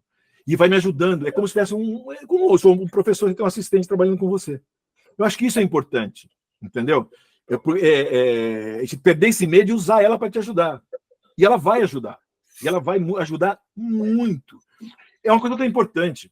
Esses modelos de linguagem, pega o ChatGPT da vida. Se você entrar lá, tem até a parte grátis, você pega o grátis, que eu acho que tem um 4O grátis, mas daí tem outro que você paga por mês, né, para usar mais grátis. Eles alucinam o que a gente fala. Por quê? Todos eles, gente, é aquilo que eu fiz com o Machado de Assis. Na verdade, quando você faz uma pergunta, a base dele ele entra com uma pergunta, ele gera a próxima pergunta. Você entra com uma palavra, a pergunta ele transforma em palavra, em token, quando ele entra com aquele token, a única coisa que ele faz, ele vai gerar a próxima lá. Mas como ele entra com um contexto grande aqui, tem coerência, né? Mas ele é palavra a palavra. Do jeito que o meu foi caractere por caractere aqui, lá é palavra por palavra que ele gera. E com isso ele alucina, ele sempre vai saber tudo. E ele alucina, ele fala besteira, ele inventa. Aí o que você pode fazer? Mas esse cara é mais ou menos... Legal, eu sou engenheiro, o Adriano é engenheiro, eu sou engenheiro, nós estamos falando aqui. Por exemplo, mas, gente, o Adriano me falou, nossa, quanta coisa você falou, eu não lembrava mais. Né? Mas esse é o ponto. A gente já viu em algum ponto. A gente aprendeu tudo aquilo. Mas a gente não lembra. Se de repente você pega um cara e pega frio aqui, Marcelo, me explica aí, por favor, rapidamente aqui, ó. Me explica aí como é que eu faço tal coisa, uma coisa que eu vi lá. Tem coisa que eu vi lá, por exemplo, quando eu estudei lá no ginásio. Quais são os afluentes do Amazonas, da margem esquerda, não sei o quê. Puxa, sei lá, o Rio Madeira, não lembro mais da tal. Quer dizer, eu podia inventar, eu posso dizer não sei, né? Mas a inteligência artificial, ela tem essa visão geral. O que tem que fazer é treinar ela especificamente. Se eu chegar lá e entrar com os dados específicos, eu quero fazer um trabalho para ele trabalhar em geografia, eu vou me entregar vários dados sobre os afluentes do Rio Madeira, etc, etc. Ele vai aprender e vai aprender melhor. É o que chama de fine tuning. Quer dizer, eu tenho ferramentas hoje para melhorar a inteligência artificial. Aí tá, Marcelão. Marcelão, então eu queria te agradecer e aí falar dessa possibilidade do mundo ser destruído, né? Eu acho que ela existe, nós estamos vivendo essa inteligência, mas não vamos ser destruídos pela inteligência artificial, provavelmente pela burrice natural. Exato, né? Exatamente, Xavier, exatamente. O Amazônia vai virar deserto, o Saara vai ficar alagado antes que a inteligência artificial destrua. Mas, de novo, mas a ética é muito importante. Tudo que a gente está trabalhando com qualquer coisa, qualquer área, mas principalmente inteligência artificial, que é tecnologia, a gente tem que saber trabalhar com ética, trabalhar com os dados com ética, fazer controle, precisa ter controle. Nós estamos vendo hoje, a internet levou as mídias sociais e a gente precisa controlar isso. É da mesma maneira, gente, a gente precisa controlar a inteligência artificial da mesma maneira que precisa controlar a internet. Não é tirar a nossa liberdade, é controlar. O mundo é assim, né? Infelizmente, o ser humano, se deixar ele sem controle, a gente perde uma sorte. Né? Às vezes intencionalmente, e às vezes não intencionalmente, não sabe que pode fazer uma besteira. Né? Esse é o ponto. Deixa eu lá, programa a inteligência, lá, programa alguma coisa, não, vou programar um carro automático, aí deixa ele andando sozinho. Eu só tenho que ter, depois que eu tenho certeza que ele está muito bem trabalhado, vamos dizer assim. Tem que ter todos os controles para que nunca aconteça um acidente, e assim por diante. Né? Tá certo. Marcelão, mais uma vez, queria te agradecer e vamos ver se a gente marca uma próxima aí com os alunos, né, Legal. para ver o que a gente pode ajudar aí, tá certo? Legal. Muito obrigado, bom dia para você aí. E aí no Chile, está chovendo? Não, hoje está fechado o tempo. Frio, rapaz, frio pra caramba, 12 graus aqui. Tá muito frio. Muito obrigado, um abraço. Obrigado a vocês, gente. Tchau, tchau.